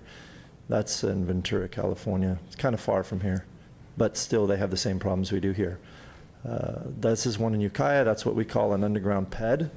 And that's a look into some of the copper cable that's deteriorating. That looks like a great pole that got hit by a vehicle. I guess it says that right there. Yeah, it does say that. This is actually a display showing, I guess, from CHP. PG&E had came out and said that all those utilities were ours. 6 to 8 hours. That's how long it took to respond, I guess. There is a problem with some of those communications. We now put orange tags on our cable so that people and residents of the community can look up and say, wow, that's a phone cable. Let's call that number, so that people can respond. So that's hopefully getting into our communities as knowledge on who to call. Again, that's for cables that we're now attending to or doing work on. We will place those so that we can help assist, get out there quicker. What is this, car pole exempt? I don't know what that is. That's just inside of a B box. That's probably the one that was hit earlier. Go on to the next one. That's a different one. Okay. So just make sure it's only one person talking, because the court reporter is taking down these notes. Thank you. So sorry. Continue to go through. So that's what happens when it gets wet. That's in Petaluma. That's what they have with underground services. A lot of people I've heard throughout today talking about, we want to underground most of our services. Well, with undergrounding too, you still have the probability of water and rodents as well. And this is what happens when we have to get that maintained and upkeep. And we do have the technology to upkeep and maintain that, just we got to get out there to do so. This is what happens when you pick your own pair out of a splice and you continue to do it. It just looks like a rat's nest, but that's what happens when the rodents get in right there. And as you can see, there's nuts and acorns in there. And again, that just causes everything under the sun to go wrong with your copper cable. That's why it's important that we are out there and maintaining this, because we don't want this as technicians to continue to irritate you as customers. So continue on. That's just that's one of those yellow tarps, and it looks like it's under a BMT into an underground enclosure, and all those wires are exposed to the elements of the rodents, the weather, and in some cases, human beings. That's more of the acorns. That's another terminal that would be in your backyard, your front yard, and the deteriorated plant and the black trash bag that we refer to, we actually have an abundance of that, and it's ordered routinely to cover those until we can get back out there to place the proper terminal. It's not supposed to be a permanent or temporarily permanent fix. This is supposed to be just temporarily, and then our technicians will come back out. We have a process for reporting this up to our managers so that they can send us back out to fix these situations for you guys. And then we got this one here is another, that I don't even know how to describe that. It looks like there's mud in the air. I don't know what happened there. I can't even excuse that. That is my town, though. It did say Lakeport. Maybe it fell. I don't know. Backyard leads. That's another underground lead. Another underground lead. That's a B-box in Lake County, one of our trailer parks behind our Walmart. And I don't know how that mud got in the air. Maybe mud ducks. Those are birds that are on the 5. That looks like a pole with cable down going across it. Another temporary permanent fix up in the air in Sonoma. And some of our poles that have been climbed a lot and ground's missing, some safety issues that look like they're existing. We got maggots that also grow in our wires, and they cause shorts, and they cause grounds. They cause everything under the sun because they shouldn't be in there. The more terminals messed up, the more terminals messed up. Again, I don't know how the mud's getting up there, guys. It's not supposed to be in the air. So keep going. As you can see, that's a screwdriver up there. That's because one of our technicians or somebody that's working in the cable puts that there just to hold it there. We don't leave screwdrivers up in the air. That's just to hold the case open, and he gets in there to fix the wires. Again, that's a service drop wire going to your house, and that's the deterioration of our cable right there that needs to be replaced. More pick your own cables, more pick your own pairs. That definitely needs to be replaced. Looks like bats live in it, I don't know. Lakeport, yeah. That would be the remainder of this. I just wanted to give you, I guess, this presentation that was given to me of an explanation on what we do out there. Our technicians are out there doing the best that they can do with the hours that they are able to give you, and I can tell you right now, give you guys a lot of hours in this community. So thank you for allowing us to come in and talk to you, and hopefully we can all save this network. Thank you. So, I'm sorry, thank you very much. I had a couple of questions. I thought I was let off the hook. Thank you. Real quickly, and the judge can also jump in here, so we would encourage you, I believe CWA is a party in this proceeding, so if you would like to formally submit the photographs, it's very helpful to have them authenticated. That requires something stating who took the photograph, when, and where. So, Judge, do they need to sign it? Can you describe a little bit about that process, please? Yeah, so basically we need to be able to be able to verify the photograph. So name, date, where it was taken, and have it submitted with CWA. Generally, everything submitted to the commission is submitted under penalty of perjury anyway, so that would work. But the photographs, I think, would be helpful. They are illustrative, and it will not they will not be reflected as clearly in the transcript as they are in pictures. I don't think I have a problem with that, because I know I can't produce some false advertising like this. That's not a problem. Thank you. Thank you. We wanted to make sure that we clarify the process, and we encourage you to follow the process and submit that. So two other things. So wanted to thank you and other members of CWA for attending the tour that we took this morning with the Comchi Volunteer Fire Department. We saw the area where the fiber cut happened, and then we saw some of the poles in that area. So I was wondering if you could describe a little bit about what you saw and your colleagues saw in terms of the condition of the poles and wires, and some of the issues that you saw that may be issues with regard to CPUC General Order 95 or other reliability or safety issues. Sure. So earlier we took a drive out to, I'm not very good at saying that word, but Comanche. Comchi. Okay, I'm getting close. So we went out to Comchi, and there was a fiber that had went down there, and they wanted to see what was in the area. So when we got there, the first thing that we saw was the pole that was already hit before. It's new. It's hit again. It's not to the point where it needs to be replaced, but it has been hit again. The one past that would approximately be 150 feet, was also hit again. I don't know if it was the same driver, it obviously wasn't a woodpecker. It was the same vehicle that hit the first one, hit the second one, and it actually tilted one of our poles in. Thank God that the poles aren't that overloaded or anything. There's not a bunch of overloading on it, that it didn't drop it and make it a safety issue, so that another truck, as we were standing underneath on the opposite side of the road, came a garbage truck, and everybody was kind of in a fear that maybe because we saw the pole leaned over with a gap behind it, which we can fix. Our line crew will get out there and fix that, push it over and tamp the ground and make it straight again. But they were in fear that maybe the trash truck would hit it, and it looked like it was going to be close. But thank God we had about 3 to 4 more feet above that trash truck. Otherwise, we would have all been in quite danger, I think, at that point. One of the things that also happens is when that vehicle hit the pole, it takes off the visibility strips. These visibility strips are something that maintains safety to the public, because you can see that there's a pole there. It's not just another tree, and it's important to know that there's a pole there, because the difference between a pole and a tree is it causes damage in both directions, and it can continue on. As it has happened when that fiber got cut, When they hit the first pole, it actually dropped another one and ruined fiber for up to 2 miles, I was told today, which I did not know. And that took, I guess, 3 days to order and restore and place, which is a very long time. But that's the seriousness of having those vis strips, especially when you're close to the road. You know, we got to keep our proper grounding to keep the public and our workers safe. And that's kind of what they were witnessing today.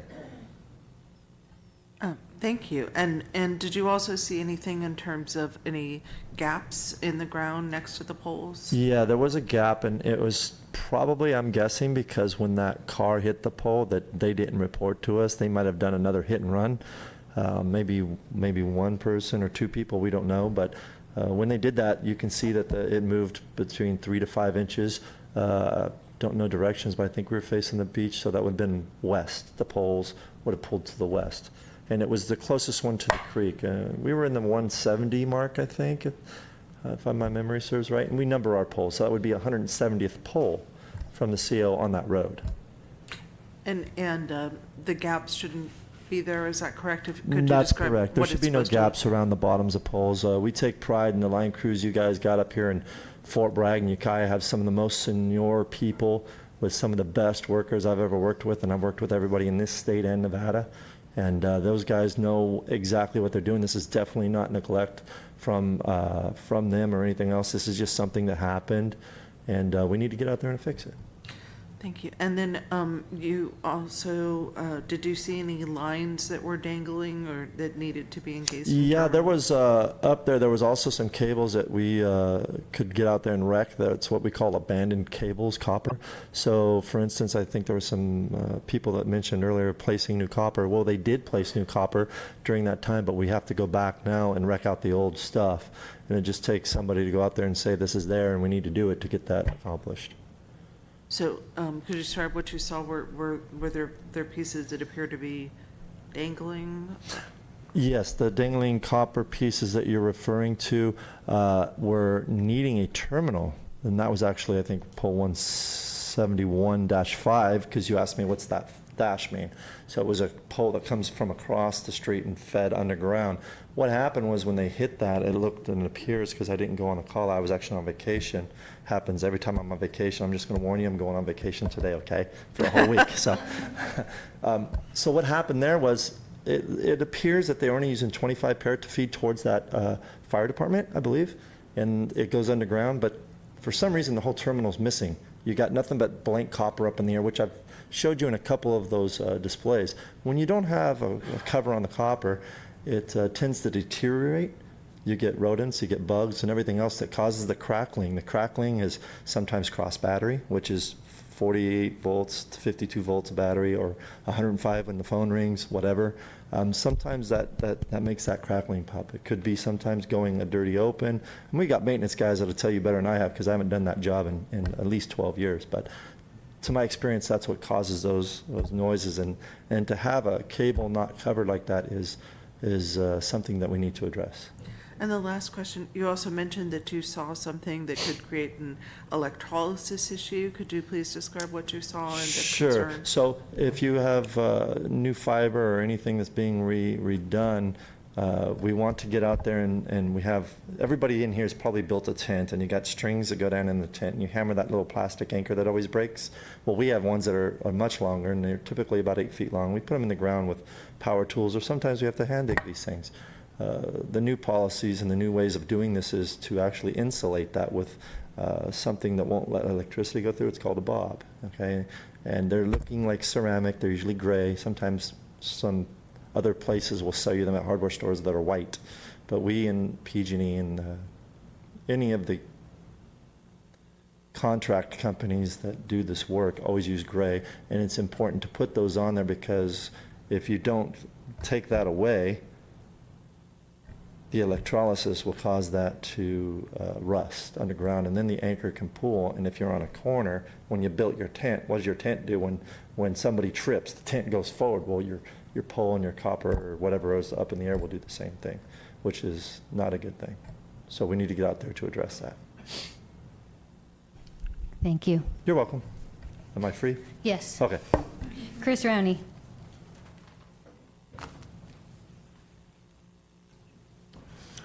Good evening, Judge McDonald, Commissioner Sandoval. My name is Christopher Rowney, R-O-W-N-E-Y. I am Unit Chief for the Mendocino unit of CAL FIRE.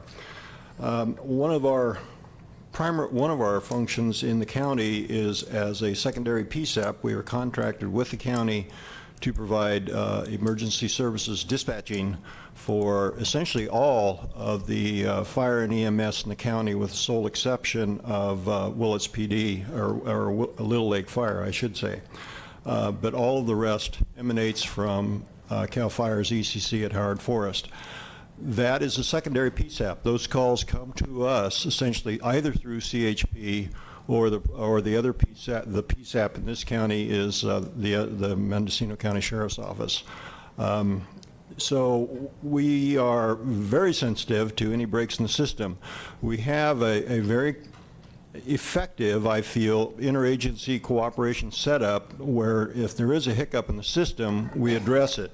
In the example of that break just last year down near Hopland, we actually had Willits PD in our facility, as well as Ukiah PD in our facility, so that they could continue functioning, because our CAD system worked off a different feed from the Hopland feed. So it just happened there was a little bit of redundancy available for that specific function.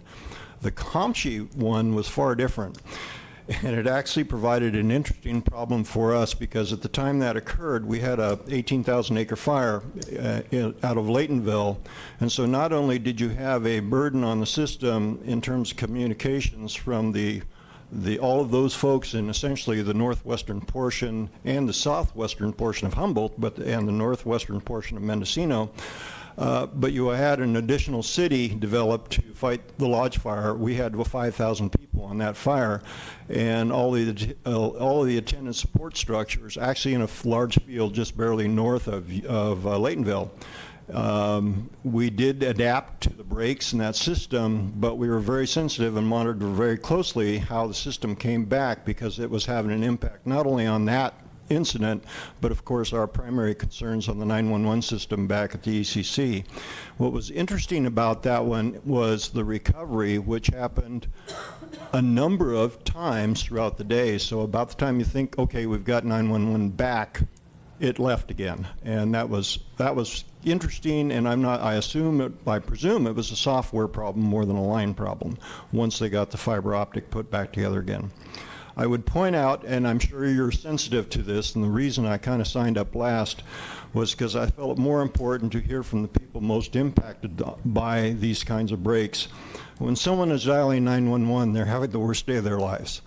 And it's our job to take that burden off their hands and provide them the best possible service to mitigate that problem.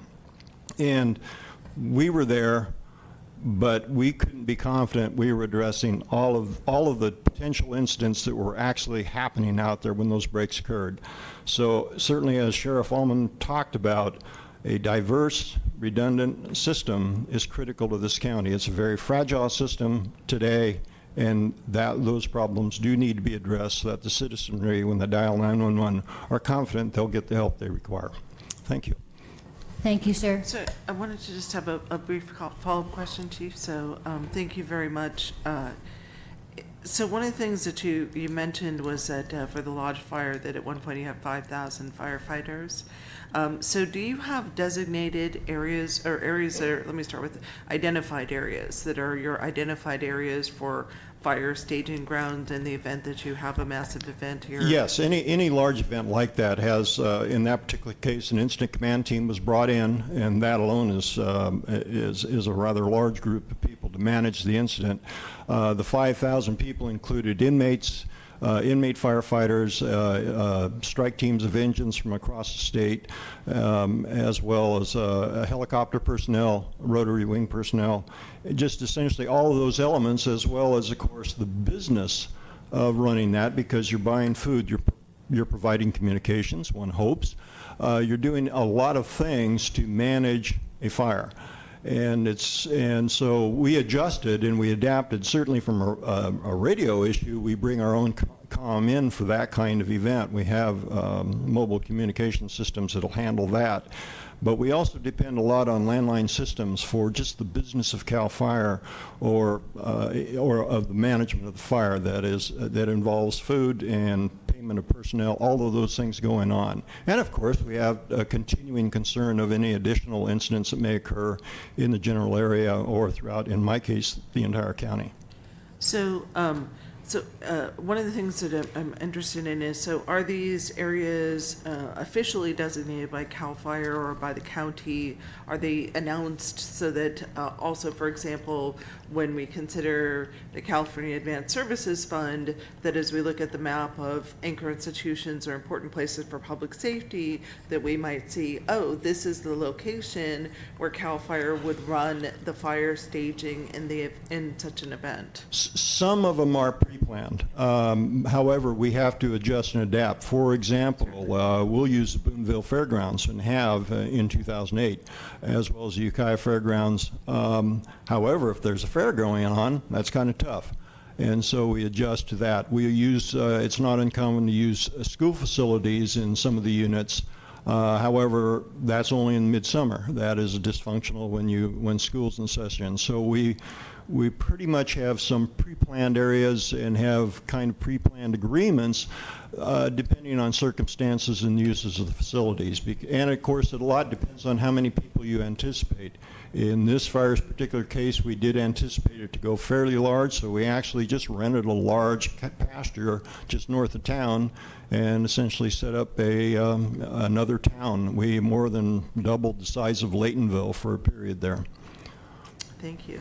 So, because this is an issue that a number of counties, as you know, have faced, as you've mentioned, you bring in communications, but sometimes, especially if you're in a place where the backhaul isn't available and you're trying to bring in mobile communications like a cell on wheels, it can take many days to actually connect. And have you experienced those issues here where it's taken days to connect? We ran into something like that on a fire in Covelo where we ended up bringing a special unit down up from Monterey to so that we could manage some of the communications through the satellite, because we just couldn't depend on the communication system out there. So we ended up doing satellite communication.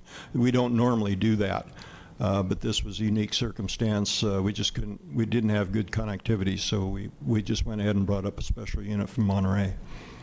Well, thank you very much. Thank you, sir. Sheriff. Shelley Knappa.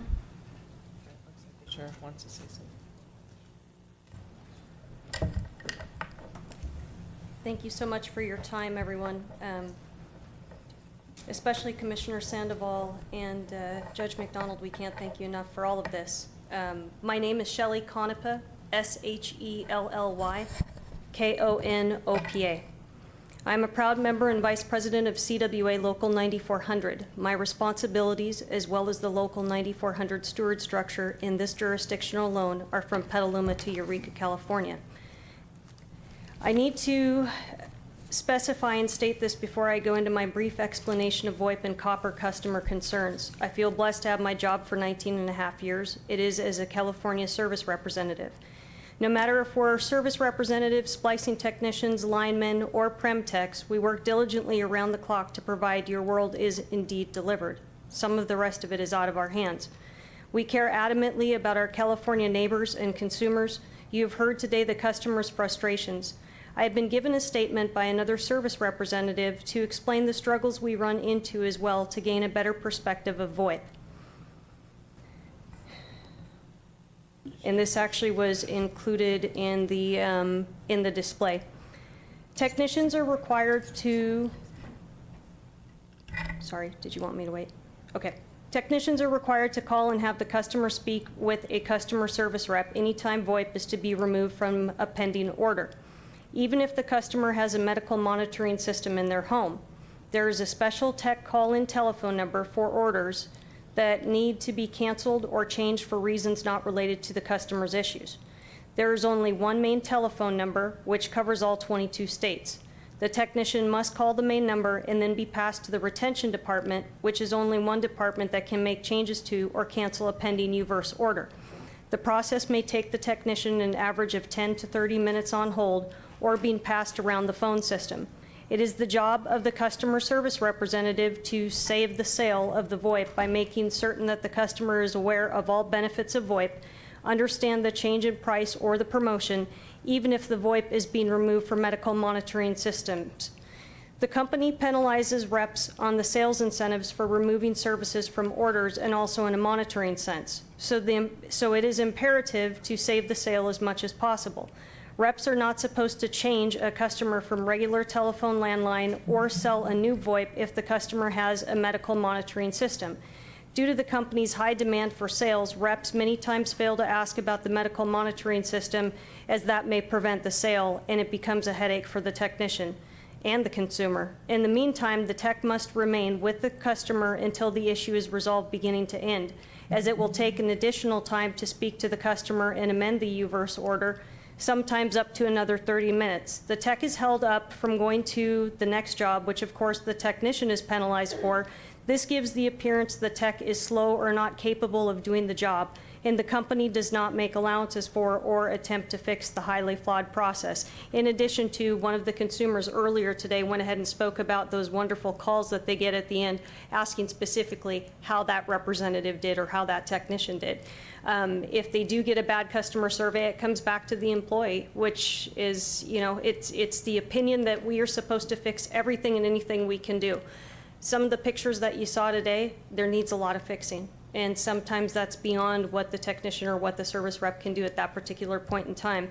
In terms of when I started with this company, there used to be, when the word CPUC was mentioned within the company, everybody stood up rigid. Everybody paid attention. If we were being monitored by them in the service rep world, or if they were looking at us as a utility, it was made certain that we were to mind our P's and Q's. And then unfortunately, throughout the years, we saw what happened to Mr. Peavy, and then also with the Utilities Commission, I testified when we lost the huge call center in Sacramento, and Bradford told us he was going to vote with us, and what ended up happening is right after I testified, AT&T went up and he hugged him and he had voted the other way. My point in this is we've also heard the consumers today say there's too much power in control in the money.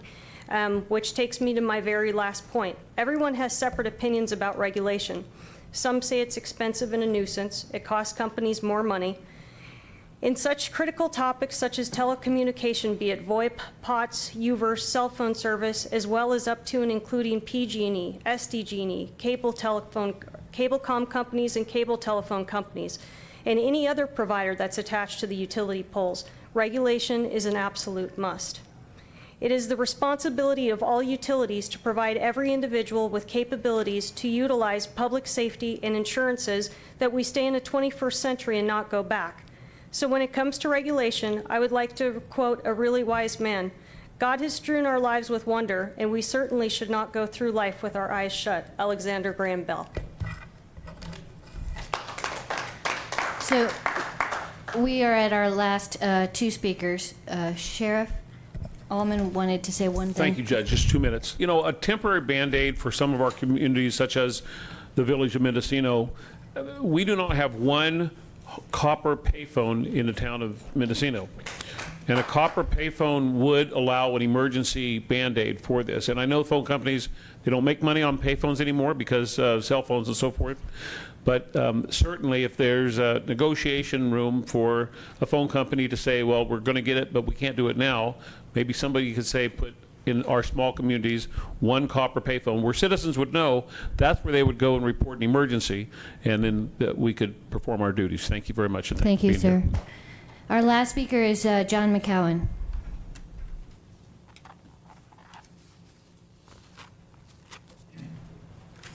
Thank you, Commissioner Sandoval and Judge McDonald. With the continuing deterioration of traditional phone service and without a firm commitment to universal broadband, we are increasingly disadvantaged in multiple areas, including education, medicine, economic development, and as we've found out, public safety as well, literally life-threatening.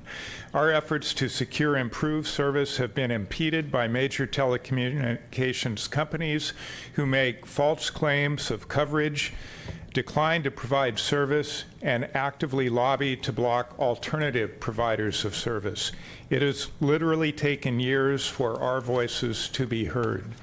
I want to acknowledge the support of our state and federal representatives, the Broadband Alliance, and my colleague Supervisor Hamburg. I wish it's our hope that this hearing is a watershed event in our quest for equality of service and opportunity. Thank you so much for being here, for recording our plight, and hopefully helping us get the word out and getting recognition that there really is a problem and that it is deserving of a solution. Thank you. Thank you, sir.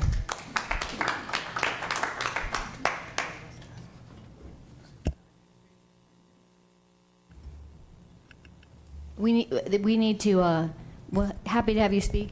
If you could be brief. I think our court reporter's getting a little bit tired, or speak slowly. I will be very quick. And Thank I you so signed much, up. sir. I don't know where my name went. But Steve Dunnicliff, SteveDunnicliff, like Frank. So I just wanted to give two very brief examples of service experience for consumers in Mendocino County. One from the most populated part of the county, which is the city of Ukiah, and one from one of the most rural and remote areas of the county, which is Island Mountain. So based on all of the dramatic internet outages that we had had in this community, my family decided that we wanted to try to return to a traditional landline phone service, which we had initially left because of all the quality problems that you've heard about today. It was of interest that we weren't able to find an unbundled phone service. So we went to 4 different companies in the community, ended up with AT&T, who we were told had to provide us with a traditional unbundled phone service. And after many hours on the phone with them, we're told that it wasn't available in this community. The brick and mortar outlet that we had available to us is an AT&T wireless outlet. And my wife went into the outlet and spoke with the manager and said that, of course, that service is available. And got on the computer and said, for some reason, it's not available. And so the long and short of it is that we now have our home phone service through a home-based cell connection. So it's not a wired connection.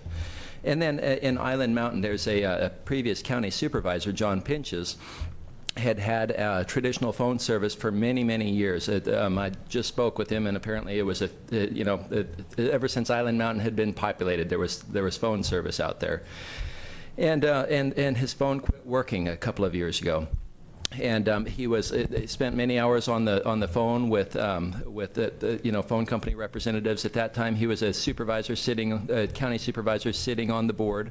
And grabbed a couple of opportunities to try to speak with people when they would be presenting to the board. He would even pull in and talk to people in work trucks on the side of the road, either actively working or eating a lunch, begging for this service to be, just to try to get a connection with the company for it to be corrected, and was unsuccessful in doing so. And so he paid his bill for about a year, hoping that at some point the service would be restored. It never was, and he ultimately discontinued the service. So just 2 stories I wanted to share with you. Thank you. And could I also ask you, the public advisor, Allison Brown, for the CPUC is sitting in the back. So I would request that you communicate with Ms. Brown, because we would like you to see if the CPUC can help you in terms of the consumer complaint, because there is a requirement to provide unbundled telephone service. It is one of the requirements of the CPUC's basic service obligations for carriers of last resort. And as you mentioned, you're here in Ukiah, so we would like to follow up with that complaint. So I'd encourage you to please talk to Ms. Brown, and she'll need your address information. Thank you. Thank you, sir. With that being our last speaker, we will close this hearing. Again, the Commissioner and I, the California Public Utilities Commission, we truly appreciate you taking time out of your busy lives and schedule. We know it's valuable time, and that you've chosen to come and speak to us means a lot. So thank you very much, and have a good Friday night.